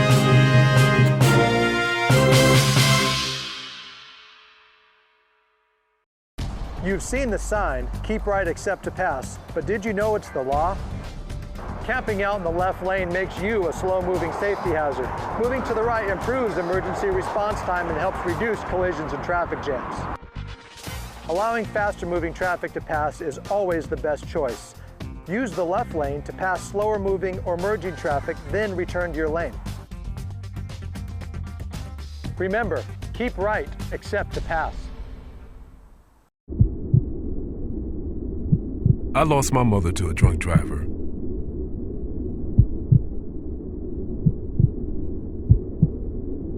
She taught me to be kind and good and strong. Be a positive force in a sometimes cruel world. I want to do everything I can to keep Washington a beautiful place. For my children, for your children. Become a Washington State Trooper. Are you looking for an affordable TV service option? Hood Canal Communications has good news. Introducing HCC IPTV. Get local Seattle TV at an affordable price without lengthy contracts or hidden fees. IPTV uses your broadband connection from HCC. For a limited time, get your first 3 months for free. Need broadband? HCC has got you covered. Ask about broadband options in your area. Call 898-2481 today. Learn more at hcc.net. Hood Canal Communications, keeping our community connected. And we're back, waiting for the start of the third quarter. 17-6 is our halftime score, with the O'Day Fighting Irish leading the Shelton Highclimbers in the third annual Memorial Classic, Football Classic at Memorial Stadium in Seattle. I'm Diedrich Allen. It's been a kind of a challenge in our position up here, although the picture's pretty decent, or at least our vantage point is pretty decent. We're about, well, you can see right there, 2 minutes away from getting the third quarter underway. Really the highlight for the Highclimbers was that last drive, going 87 yards, and 1, 2, 3, 4, 5, 6, 7, 8, 9 plays. And Tyler Geraldus hit a 5-yard TD pass to Kyle Kimball to get their first touchdown. And the Highclimbers have moved the ball from time to time during the first half. The Irish are a tough competitor. They've had some quick strikes in their scores. You saw their speed and their ability once you get past the line of scrimmage, and if you don't gang up on those guys, they're gone. They're fast, they're strong. But the Highclimbers have managed to contain, although the Irish did rack up 17 points in the second quarter. Well, we're going to take a timeout. We'll be back with the kickoff here next on MasonWebTV.com and Hood Canal Communications, HCC.net.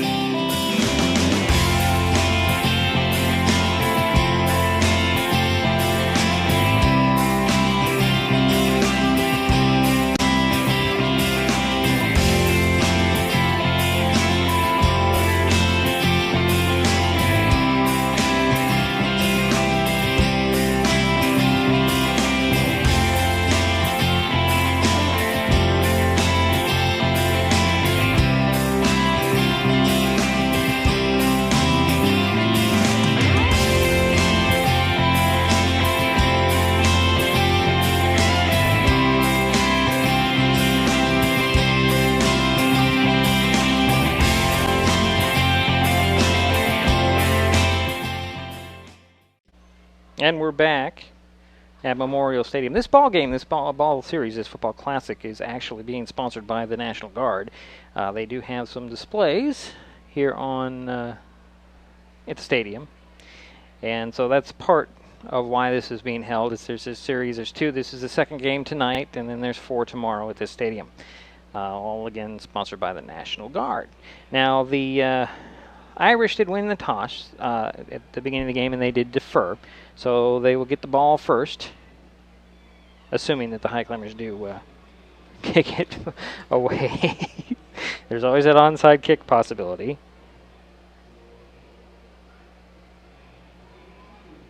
And Cody Bragg will have it teed up at the 40, right in the center of the field, as we get this thing third quarter underway very shortly.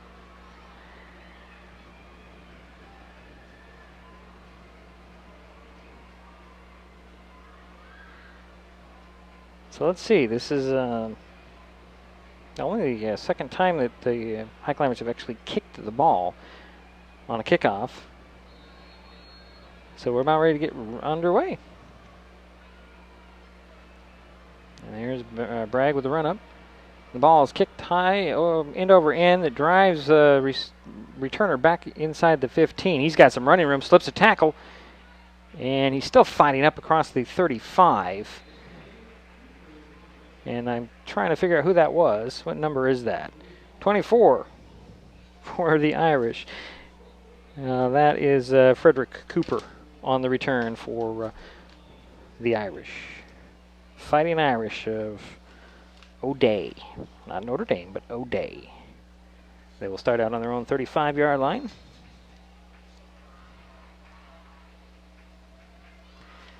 Now let's see if King's running show. Yes.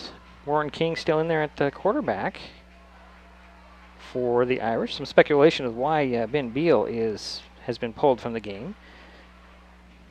Two receivers far side and split eye backs. A handoff. This time it's bobbled, but keeping control of it and still pushing his way forward. Wow, what power. And who was that? That was number 9 for the Irish, Mark Tafia. That's a first down run. Wow, what power. I thought he bobbled it after the handoff. Before Gage Peterson could pull him down. 11 yards on that powerful run. Split eye backs again. With 2 on the far side. Handoff to the first guy through. Big hole. And that's Tafia on the run up the sidelines. He's got blockers and no white jerseys in sight, and that's a touchdown for the Irish. 2 plays into the third quarter. Told you, you get past the line of scrimmage, if you don't contain, it's a TD. And that was a 54-yarder. And the Irish are adding on.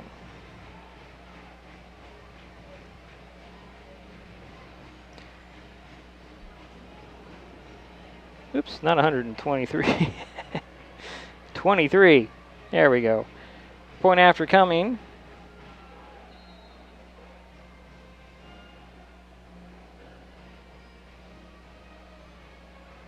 Snap, spot, and kick.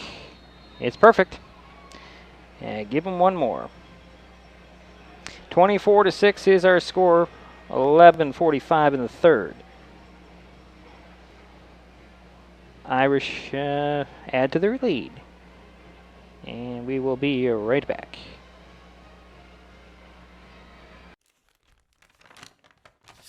I admit, I did try another TV provider. It sounded like a great deal, but I quickly realized it wasn't. When I read the fine print, I was locked into a long-term contract with a huge cancellation fee. So I came back to HCC. They're more reliable, the service is local, and I save, bundling internet and phone with them too. And I'm a lot happier now. Great service from a local company. Stay with HCC. So let's see if the Highclimbers can respond after the two-play drive that went 65 yards. And they did cap by a 54-yard run to get that touchdown. It's 24-6 now. Can Shelton capitalize when they get the ball back? As J.P. Moriarty will tee it up at the 40 for O'Day. Marshall McCullough is back about his 10-yard line waiting for this kick. Now the Irish have kept this thing on the ground with squib kicks all evening, and it had been a problem, and he does another one. This time it's taken by one of the up guys, getting up to about the 34-yard line, is Jason Kenyon. So Shelton will take over there for the 1st and 10. And spotted at the 34. It's about the same starting yard position as the Irish had in their first possession of the third quarter. And here come the Highclimbers. Receiver alone at the far side. That's Kyle Kimball. Marshall McCullough is below us. Offset eye for Tyler Giraldus. Taylor Tony in motion. Little handoff to Ruiz. Ruiz trying to bounce it around to the outside. Can't get anywhere. Willie not having the success that he had last week in his runs. No gain, maybe a loss of a foot, but we'll call it no gain. So 2nd and 10 for the Highclimbers from their 34. Trips to the far side. One receiver near side. Pistol formation. Ruiz is a single setback behind Giraldus. Back to pass. He'll mop it up. Got a guy there. Nice catch, Tyler Tony. Cross midfield down near the 40, inside the 40-yard line. What a beautiful pass and catch for Tyler Tony. Can't get it any better than that. To the 38-yard line.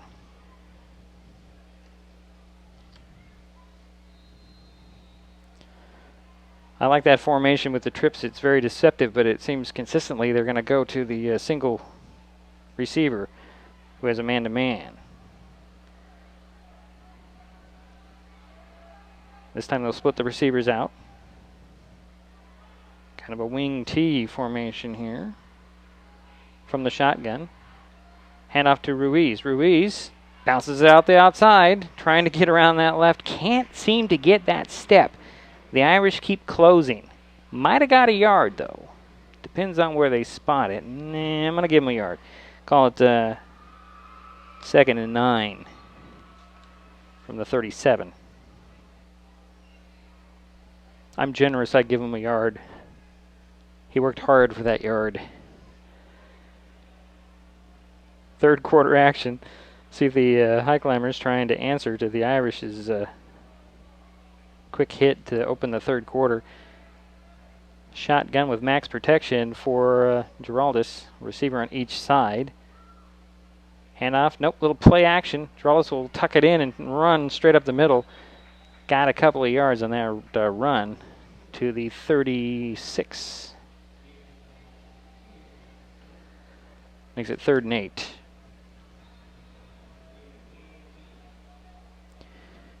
Nine and a half minutes to go here in the 3rd quarter.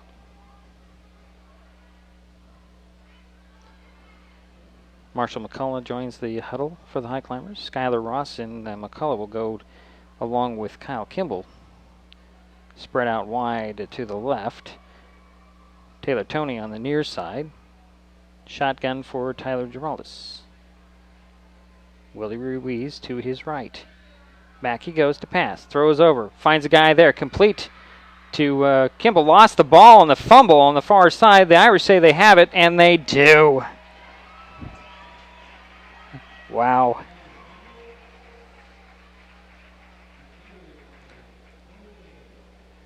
That's the first turnover on the Highclimbers, second turnover of the ball game. So the Irish will take over on their own 31.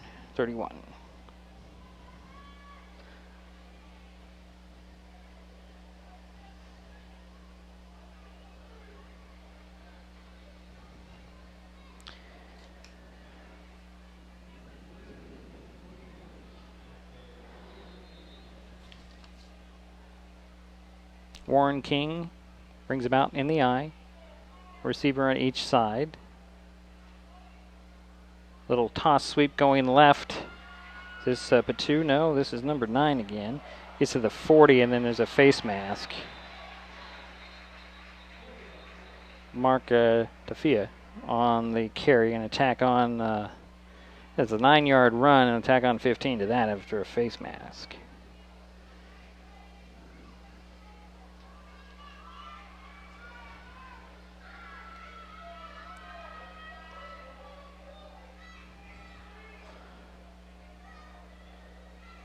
We're still discussing. These conferences are what slow down ball games. The flag came at the end of the play. Oh, now we got all of them in that conference there. Let's see what the call is.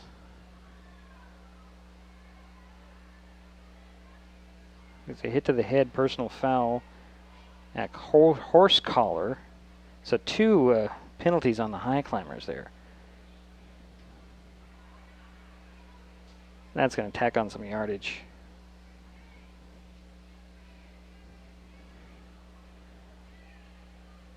And where are we going to mark the ball here? We're going to refuse that hit to the head, it looks like. Take the horse collar. So that'll add a 15 yards to that run. So it's definitely a first down for the Irish. And that should put him in excellent field position into a Highclimber field position, I believe. Looks like it's going to go to the 47. That's where the referee's going to spot the ball. It's right behind the Shelton defense, and the referee's saying, okay, guys, come on.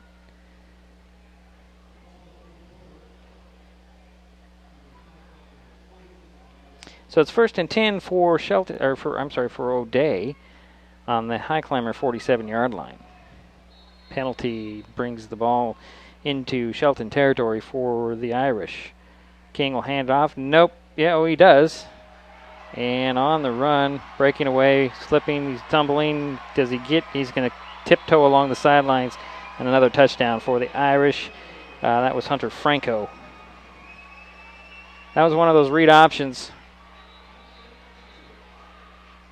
And that's another 6 for the O'Day Irish.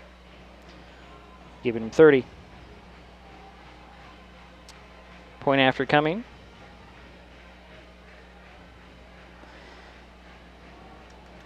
.47-yard TD run.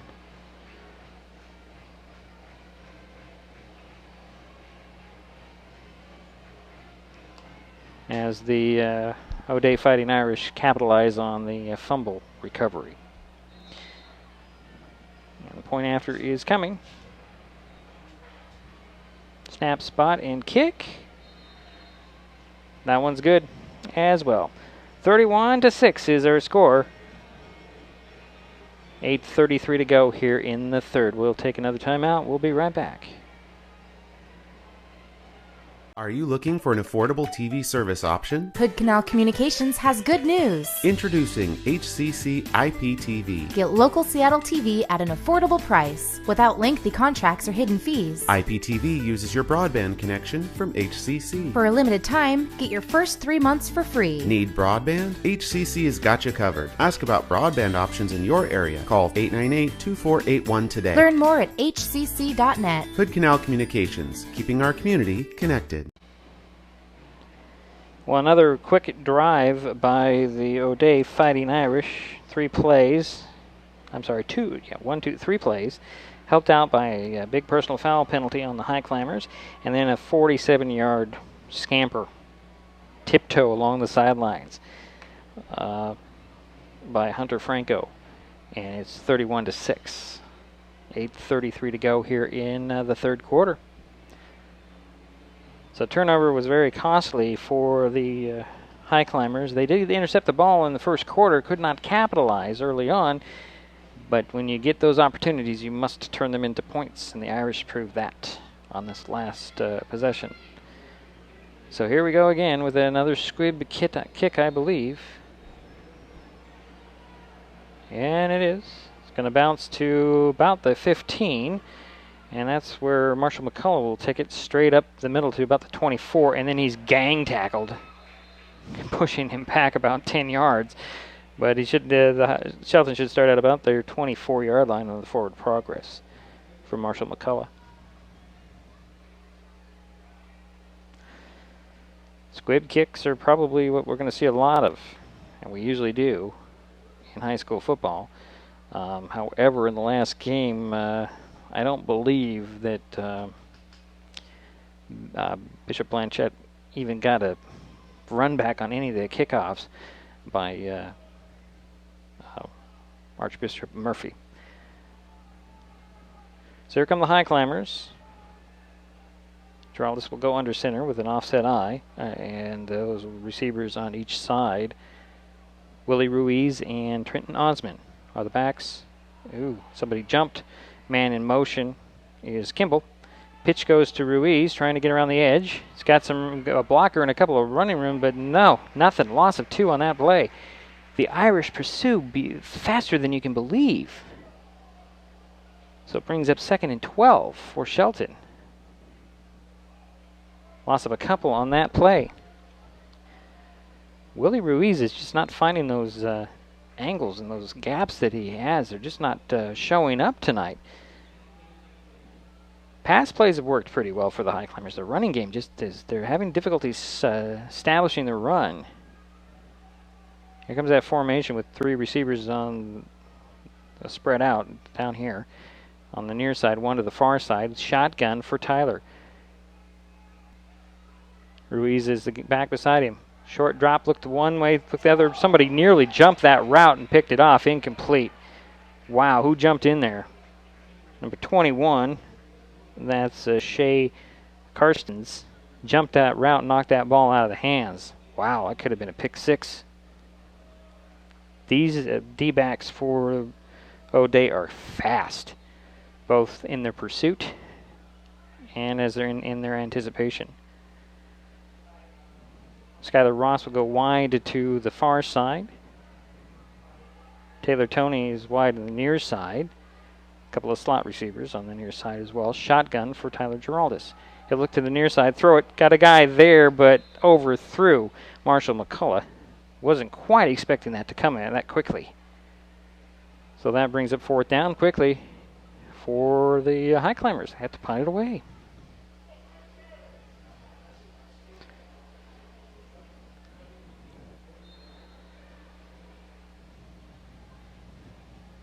Let's see who the Irish will send back to receive that.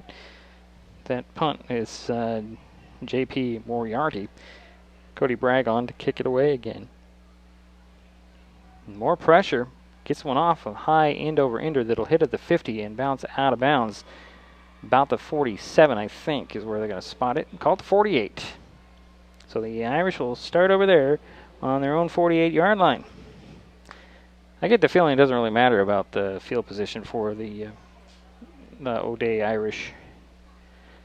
They can score anywhere and almost at will, it looks like. I think this might be what they did to Lincoln last week. Is that ball game was tied at 14 at the half, and then O'Day came out with a 31-14 victory, just shutting down Lincoln.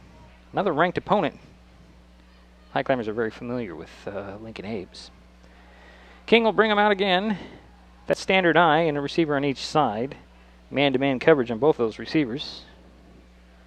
Pitch goes to Patu, who is stopped for no gain, I believe.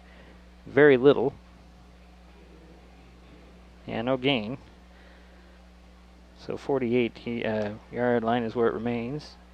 2nd and 10. Or 9.5, however you want to look at it. Same formation. King under center. Sets the offense. Hands it off to the first guy through. He's got some running room, and off he goes to the races. Can any Highclimber get near him? No. Touchdown. And that is Hunter Franco again. He's done that a couple of times. That fullback handoff has just been deadly for the Irish.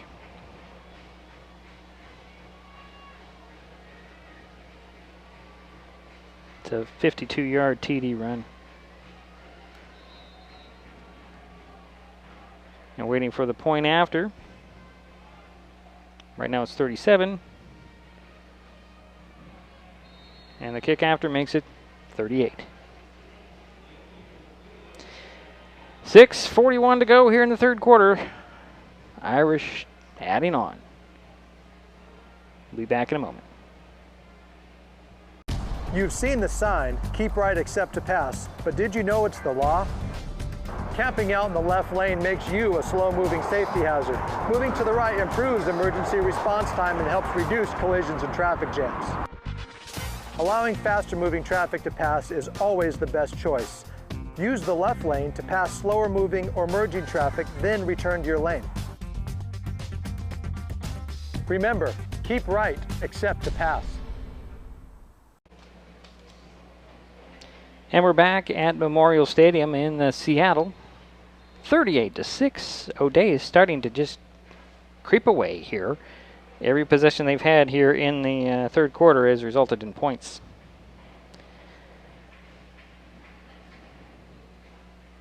Squib kicks have been working well for them on the kickoff, and the Highclimbers are having difficulty handling them, which forces them into long fields, and then they just can't establish the run. While the inside handoffs for the Irish are working wonders for them. Another squib kick that's dove on the ball, still free, but I think the Highclimbers get it right around the 29, right below us. Yep, the Highclimbers will keep the ball on their own 29. That's where they'll start out this possession. A little better starting yardage.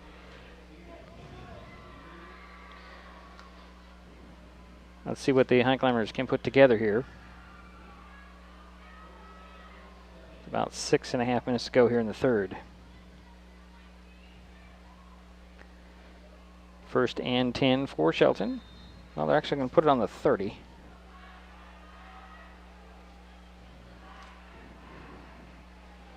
Shotgun formation. 3 receivers far side, the wide side of the field, 1 to the near side. That's Taylor Toney.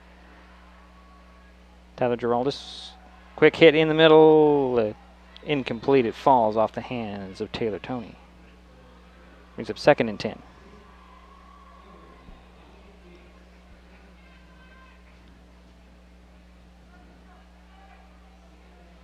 Coach Hinkle in the pregame did talk about hitting quickly, and that's what they're trying to do here. They're just not hitting those passes are crisp, but just a little off target for Giraldus tonight. 3 receivers again to the far side, 1 to the near side. Shotgun for Giraldus. He'll hit it out a little bubble screen. That's complete. Kyle Kimball on the run there. He's up at about the 38-yard line before he's pulled down. Positive yardage there. He's up 3rd and 2.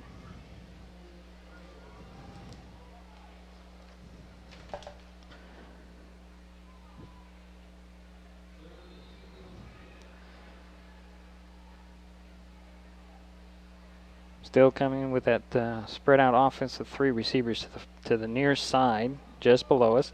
1 to the far side in the shotgun for Tyler Giraldus. There's the snap. He's going to dump it off in a little screen. That's to Taylor Toney up to about the 44, 45-yard line. 6 yards on that and a first down.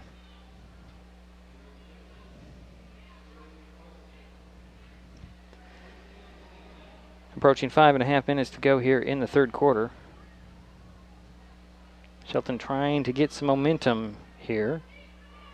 Try to answer to some of these points that the O'Day team has put on the board. 2 receivers on each side this time for the shotgun. It's complete. It's actually not complete. It's spun out of the hands of Taylor Toney. Taylor Toney has been the favorite target of Tyler Giraldus tonight. He just hasn't been able to grab a couple of those passes. So that brings up 2nd and 10 from the 44 for Shelton.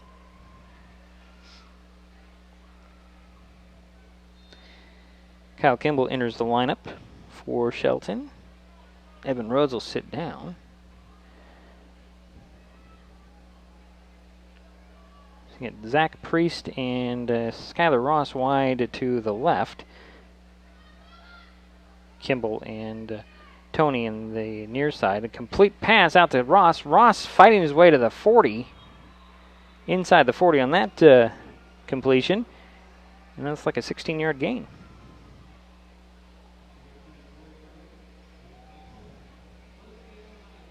So Highclimbers are moving. The 1st and 10 on the O'Day 40.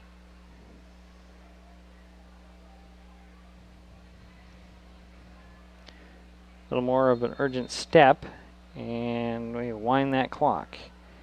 2 receivers both sides in the shotgun for Giraldus. Back to pass he goes. He's going to look in the middle, overthrow everybody. Incomplete. 2nd down coming.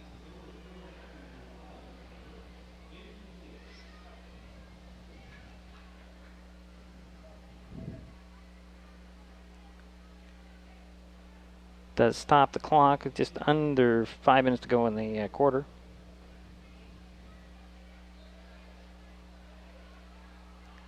It's like a pistol. No, it's going to be the shotgun. 2 receivers each side for the Highclimbers. Giraldus, quick little dump off, complete to the far side and riding him out of bounds. Who is that on that reception? No, actually it was, I thought it was Willie Ruiz, but Zach Priest on that one. It's down to 29-yard line. Nope, the 30. Just inside the 30. 10-yard pickup and a first down for Shelton.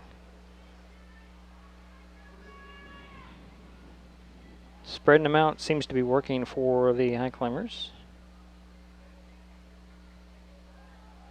Opposite side screen pass was overthrown. Zach Priest, the intended target, brings up 2nd and 10 from the 30 for Shelton. Interesting on the near side, the receiver stepped back for the little screen, but it went the opposite direction.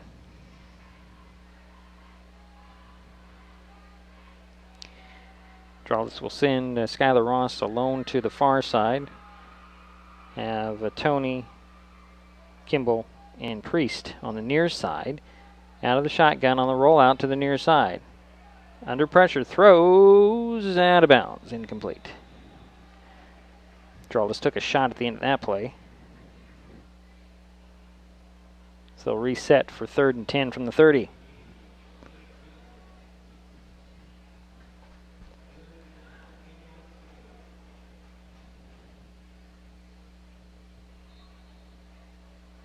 Clock is stopped.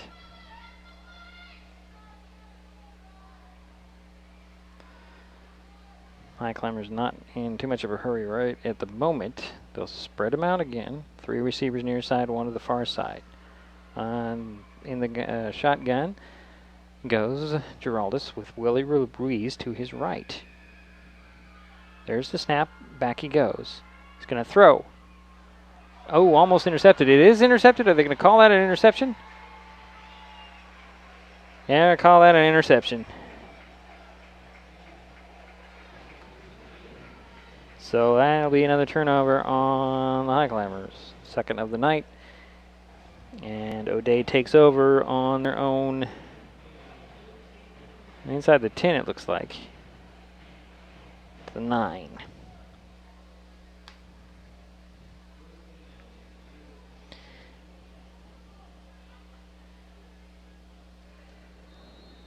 It's just kind of the way the night has gone for the Highclimbers. Just start getting some momentum and then hit a wall of O'Day. Some way, either it's their defense or their interception, something happens. So Warren King brings him out for O'Day.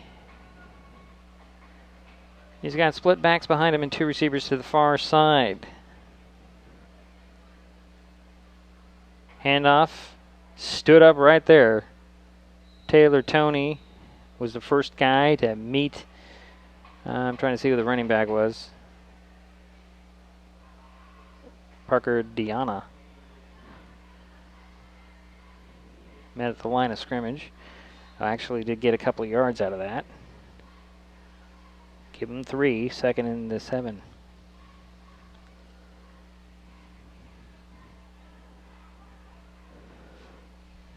Clock is running with the 3:40 and counting here in the 3rd. This time the Irish will split the receivers, 1 on each side, go back to that I formation. Toss sweep, nope, is a keeper. On the rollout is King. He's going to throw. Got a guy there, and that's an interception by Skylar Ross, I believe. Yes, it is. So the Highclimbers get the ball back at midfield. So Shelton gets another shot at this. Trying to maintain, well, at least trying to get some more positive yards here. As they will start out right at midfield. A good rollout pass by King, but man-to-man coverage, and Skylar Ross won that one. And here come the Highclimbers with another shot at this. 3:45 to go in the 3rd, trailing by 32 points. Pistol formation this time for Shelton. Trips to the far side, single receiver to the near side. That's Taylor Toney. Giraldus will get it, and he'll dump it off to Toney, off his hands, incomplete. Toney was running. Taylor was running before he actually corralled that. So it's 2nd and 10 in midfield for Shelton. Clock is stopped. 2:55 to go. 3rd quarter action. O'Day exploded in this quarter. Turned a 17-6 game into what you see now. Under center goes Giraldus this time. Man in motion is Osmond. Handoff, getting around the left side, is Isaiah Stewart. On the carry. Got about 2.5. Give him 2, brings up 3rd and 8.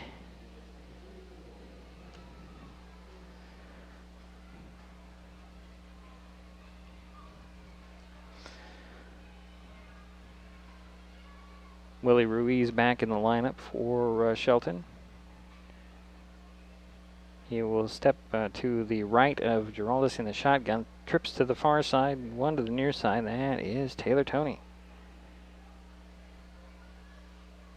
Looks like Ross, Kimball, and... nice long pass over the head of Tony. Incomplete. Brings it 4th down at the 48.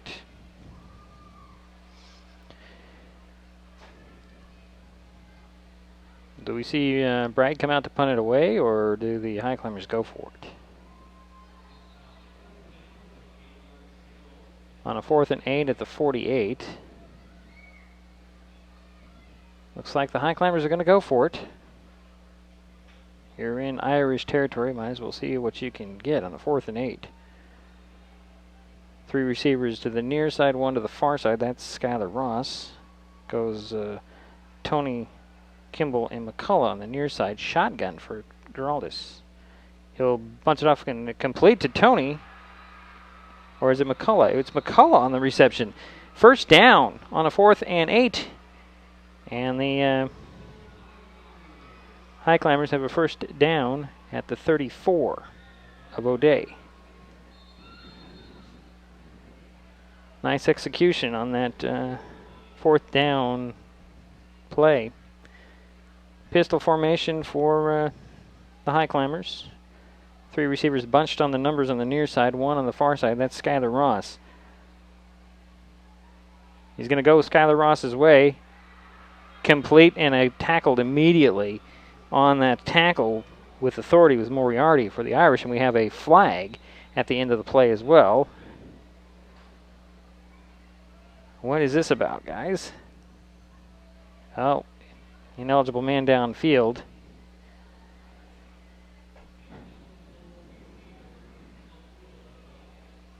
So the flag was thrown at the 30.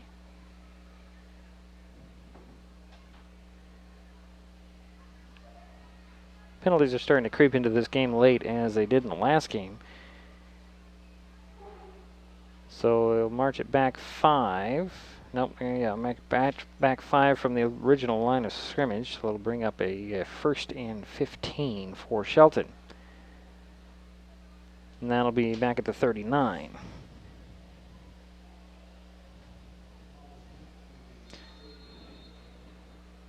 So 1st and 15 for Shelton. Same formation with 3 receivers bunched on the hash mark on the near side. 1 receiver the far side. That is Skylar Ross. Pistol formation for Tyler Geraldus. And Willie Ruiz is the guy behind him. Geraldus is going to roll out. He's going to throw long, deep. Is it complete or intercepted? It's incomplete, as Skylar Ross was there, double covered. And the Irish held off that one. Nice thought. Little pump and go there on the rollout for the Highclimbers. It's going to be 2nd and 15 from the 39.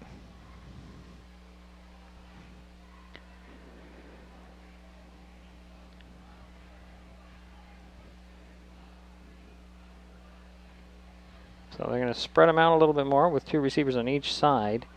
And out of the shotgun, Geraldus will operate. Back pass he goes. He's going to look down the middle. Ooh, off the hands of Kyle Kimball, incomplete. Trying to find the field in the middle. Trying to find a gap in the zone coverage, I believe, that the Irish are putting out tonight in the secondary.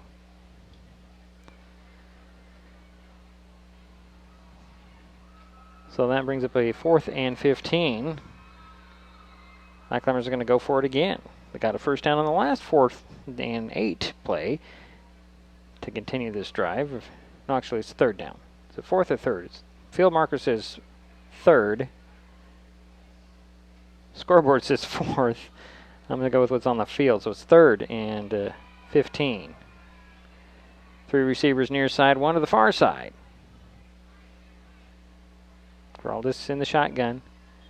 And we're going to have a encroachment penalty on the Irish. Or offsides.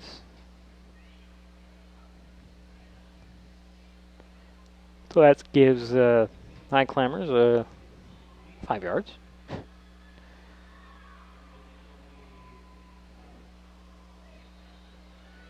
putting the ball at the 34-yard line. And it's 3rd and 10 now. Scoreboard still has a 4th and 15. So pistol formation with 2 receivers on each side for Shelton this trip. Ruiz is behind to Geraldus. Snap, looking to the near side. Threw it right to the wrong colored jersey.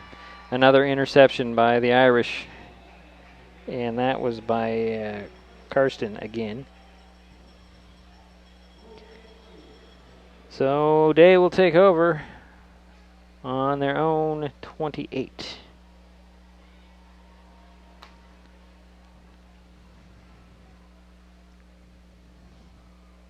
Call it 43 seconds, 47 seconds. Hard to say.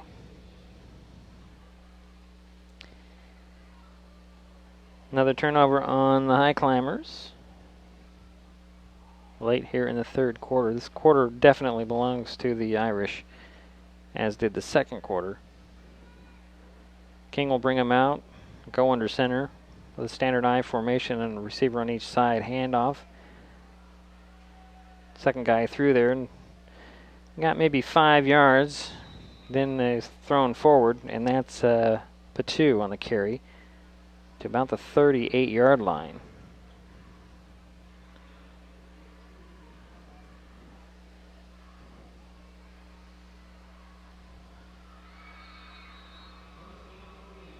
Enough for a first down.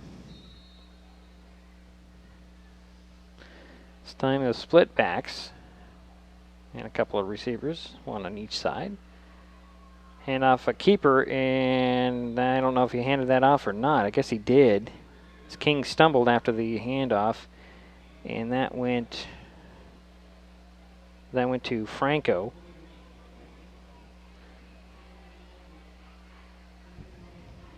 So a 3-yard gain there, 2nd down and 7. And that's the quarter. So we're through a quarter, or 3 quarters, excuse me.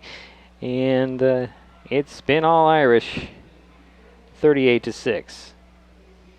The living room. It's a great place to watch TV.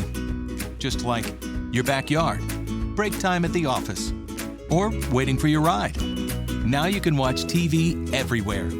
Stream your favorite shows or live TV from many channels in your cable package on any computer, tablet, or smartphone. It's all included in Hood Canal Communications TV service for no extra cost. Sign up to watch TV everywhere today. Call or visit Hood Canal Communications online to learn more.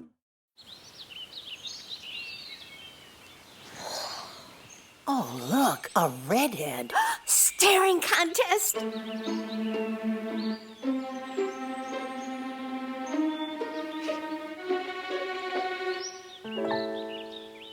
You still got it. I know. Come alive with the forest. The dad was cute. You were looking right at us. Visit discovertheforest.org to find a forest near you. The living room. It's a great place to watch TV. Okay, we're going to start the 4th quarter with O'Day leading and with the ball on their own 41-yard line. Little pitch out to Patu. Patu gets around the outside on the left near the 50-yard line. That looks like another first down for the Irish.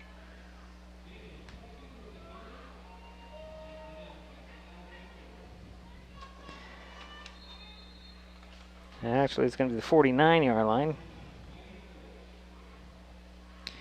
Gain of 8, but that's enough for the first down. Still in O'Day territory as we're just underway here in the 4th quarter. I would expect a lot of run here from the Irish.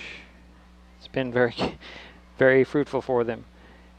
And this time's on a rollout, and King kept it. The Highclimbers were right there, taking him down first. Dylan Payment, and a loss on the play there. Going to put it back at the 44, so a loss of 5.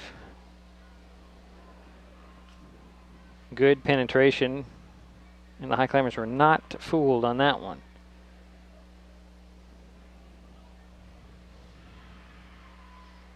There's that I formation again with a receiver on each side. King will go back. Play action this time. Throw it off complete. And the guy gets to midfield, gets that 5 yard. He's still fighting, though. Oh, my goodness, look at this.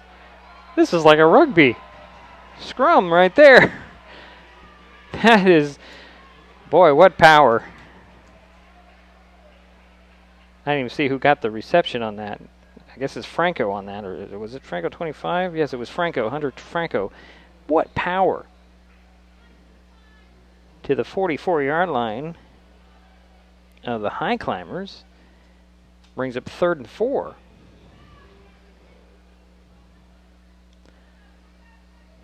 Again, I formation.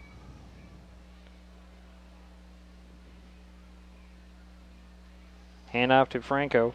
Franco's got some running room. That inside handoff has worked, and Franco, can he get into the end zone? He does. Wow.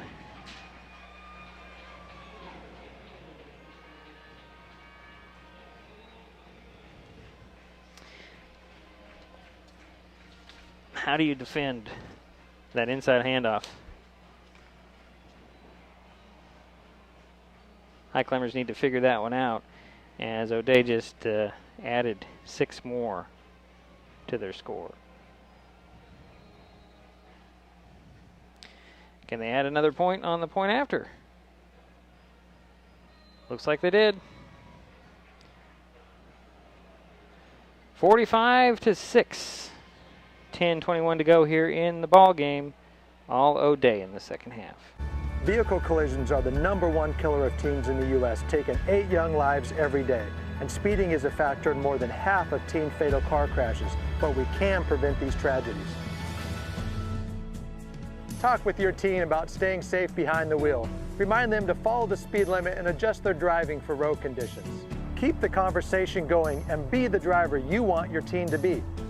It's not just good parenting. It's a matter of life or death. I admit, I did try another TV provider.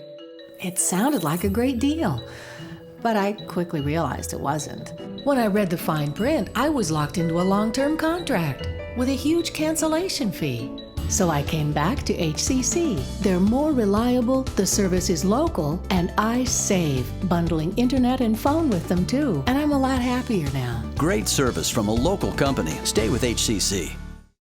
6 plays, 72 yards, another touchdown for O'Day, 45-6. Here is the kickoff for the kickoff after the touchdown. Another squib kick, I imagine. No, this one's going to go a little bit deeper. That one's going to be picked up by Priest. Priest gets up to 25, to the 30. Still fights his way for more yardage. I think it was Priest. I'm sorry, that's Isaiah Stewart with the nice return, giving the Highclimbers 1st and 10 on their own 33-yard line.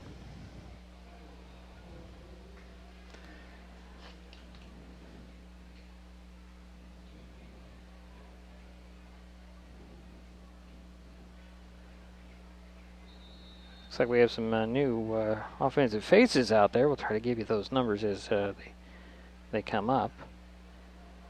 And it'll be an I formation for the Highclimbers.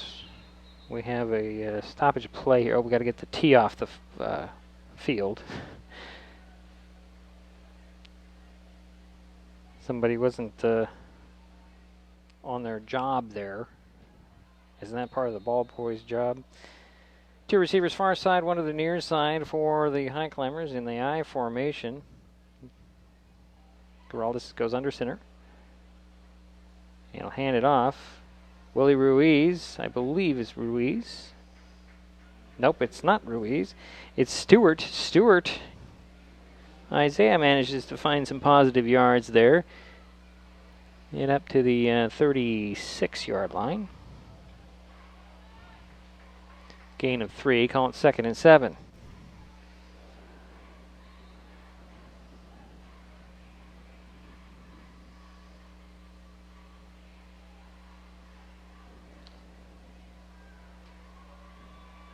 I formation again. Hand off to Stewart. Stewart trying to get around the right side. Can't do it. Might have got a yard. Looks like it. Makes it, let's see, hold on, that's a 30, 39. Give him 3 on that. 3rd and 4.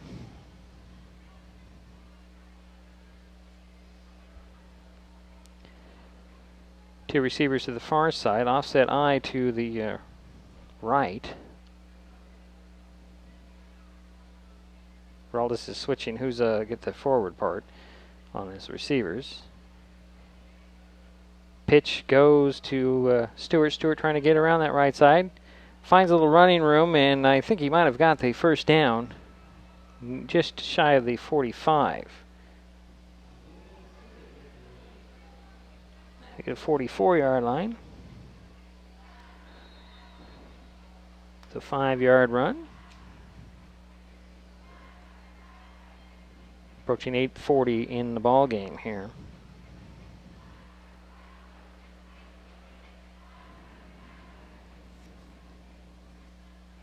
Zach Priest will come wide to this near side. Joining him is Culbertson. Offset I for Giraldus. Hands it off on the inside handoff. And that's Max Falcon on the carry, I believe. Was that 35 or 25? 35. Falcon on the carry gets a first down. Ball is in O'Day territory at the 45. So an 11-yard gain there.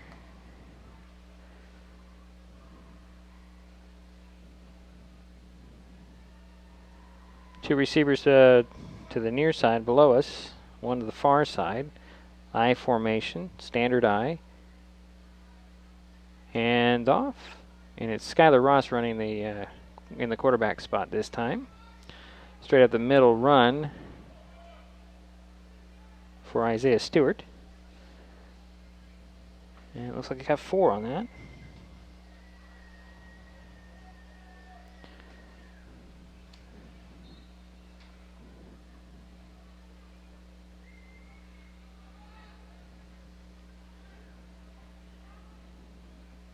I'm sorry, it is not Skylar Ross in the quarterback position. It's Luke McPhee running things for the Highclimbers out of standard I with two receivers below us, one to the far side. A little inside handoff, and that's Falcon again, getting up near the first down marker.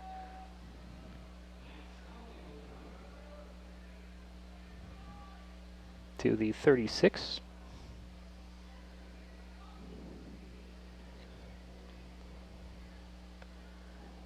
So it brings up 3rd and short, 3rd and 1.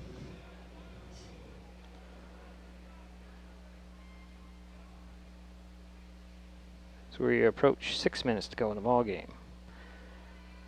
McPhee's still in there, quarterback, sends two receivers to the far side, one alone on the near side, offset I to the right. He'll toss it over to Stewart. Stewart looking for some room on the toss sweep to the right, got maybe 2.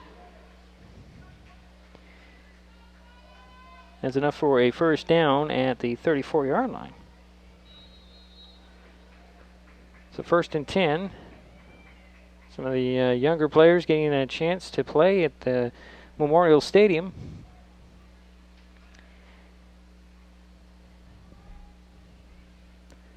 And they offset I with a receiver on each side for McPhee.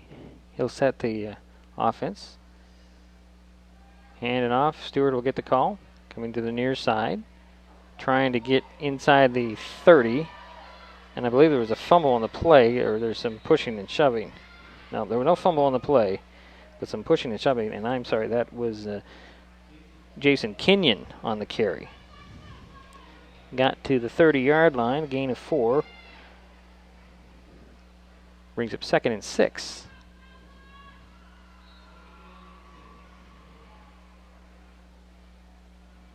I formation again, two receivers far side, one near side. McPhee under center. Hands it off. Again, that is Kenyon. Got a couple. As the clock continues to run, 4.5 minutes to go. Gain of 2. 3rd and 5. 3rd and 6. 3rd and 6 for Shelton.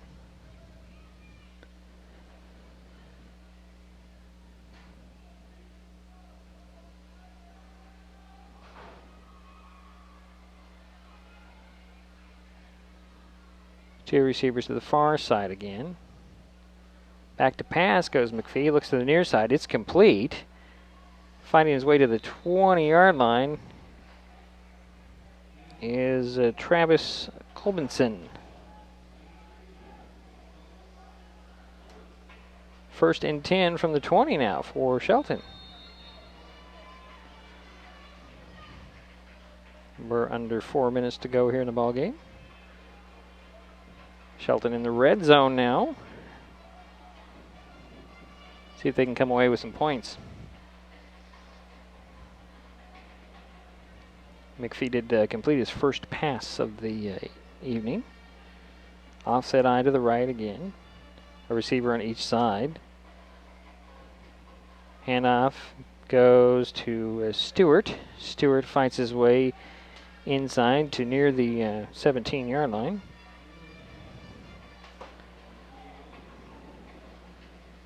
Actually, we'll get it to the 18-yard line. 2nd and 8 coming.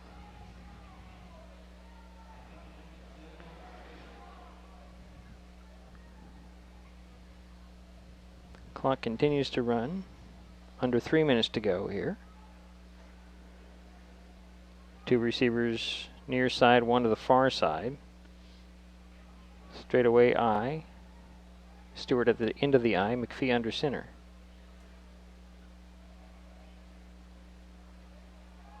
Handoff. Inside handoff to Falcon again. Gets to the 15. Brings up 3rd and 5.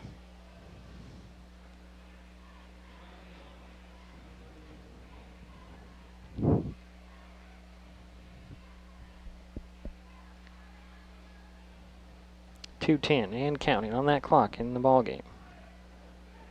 It's been all O'Day here from the second quarter on.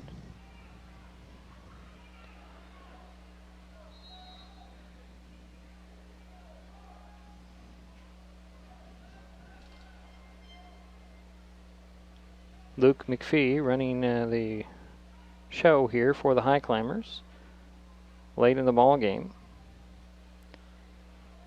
Handoff. And that is Kenyon on the carry to just shy of the 10. To the 11-yard line. Brings up 4th and 1. I'm thinking you bring in Cody Bragg to get some points, but then you want to run and see how your short yardage guys do with the 4th and 1. And it looks like the Highclimbers are going to go for it as Stewart replaces Kenyon in the Highclimber huddle. Clock is running with 1:45 and counting. On a 4th and 1 from the 11. McPhee has an offset eye with Stewart at the end of the eye. He's going to throw it out, and it's going to go off the hands, incomplete, and that goes over on downs to the Irish. On the 4th and 1, pass play did not work.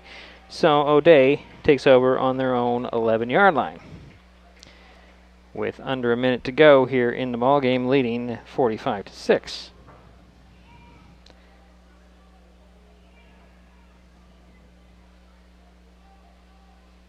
So let's see what the Irish bring out here for the last 56 seconds of this ball game.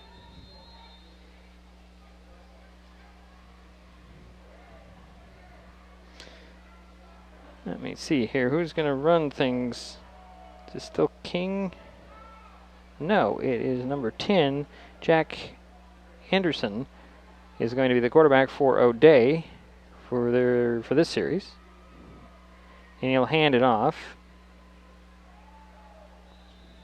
And getting across the 15 to the 16 is number 40. And that happens to be Mason Scott for the Irish. 5-yard gain. 2nd and 5 from the 16. As we're nearing 30 seconds to go here.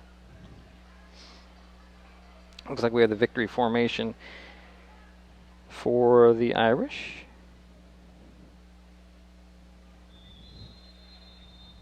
As Anderson will take the few steps back and kneel down, and that should pretty much do it as the clock is approaching 10 seconds.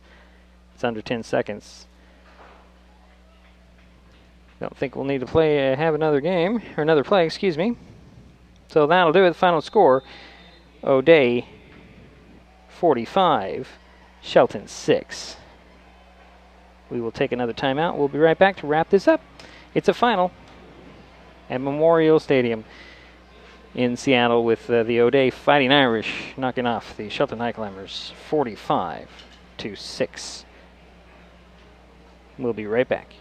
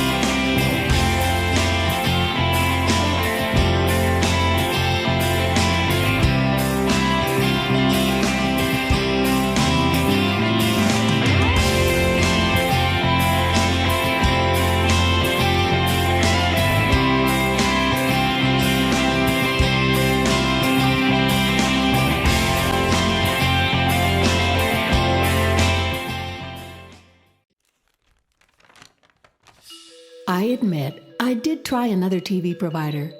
It sounded like a great deal, but I quickly realized it wasn't.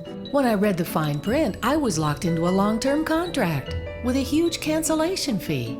So I came back to HCC. They're more reliable, the service is local, and I save, bundling internet and phone with them too. And I'm a lot happier now. Great service from a local company. Stay with HCC. So that does it from Memorial Stadium. The O'Day Fighting Irish, proving that they certainly do deserve that third, number 3 ranking. Knock off the Shelton Highclimbers 45-6. O'Day goes to 2-0 on the season. The Highclimbers drop to 1-1 as they enter South Sound Conference play next Friday with a road game at Yelm, which we will be on hand to cover as well. So thanks to everyone for tuning in as the Highclimbers head to the that west goalpost to have their final meeting of the evening with Coach Hinkle and staff as they meet a very, very good O'Day team that just took control of this game in the second quarter and turned a 17-6 halftime lead into 45-6 victory. So we will talk to you from Yelm next Friday night. Thanks for tuning in. I'm Diedrich Allen. Again, that final 45-6 O'Day over Shelton. This is Hood Canal Communications and MasonWebTV.com.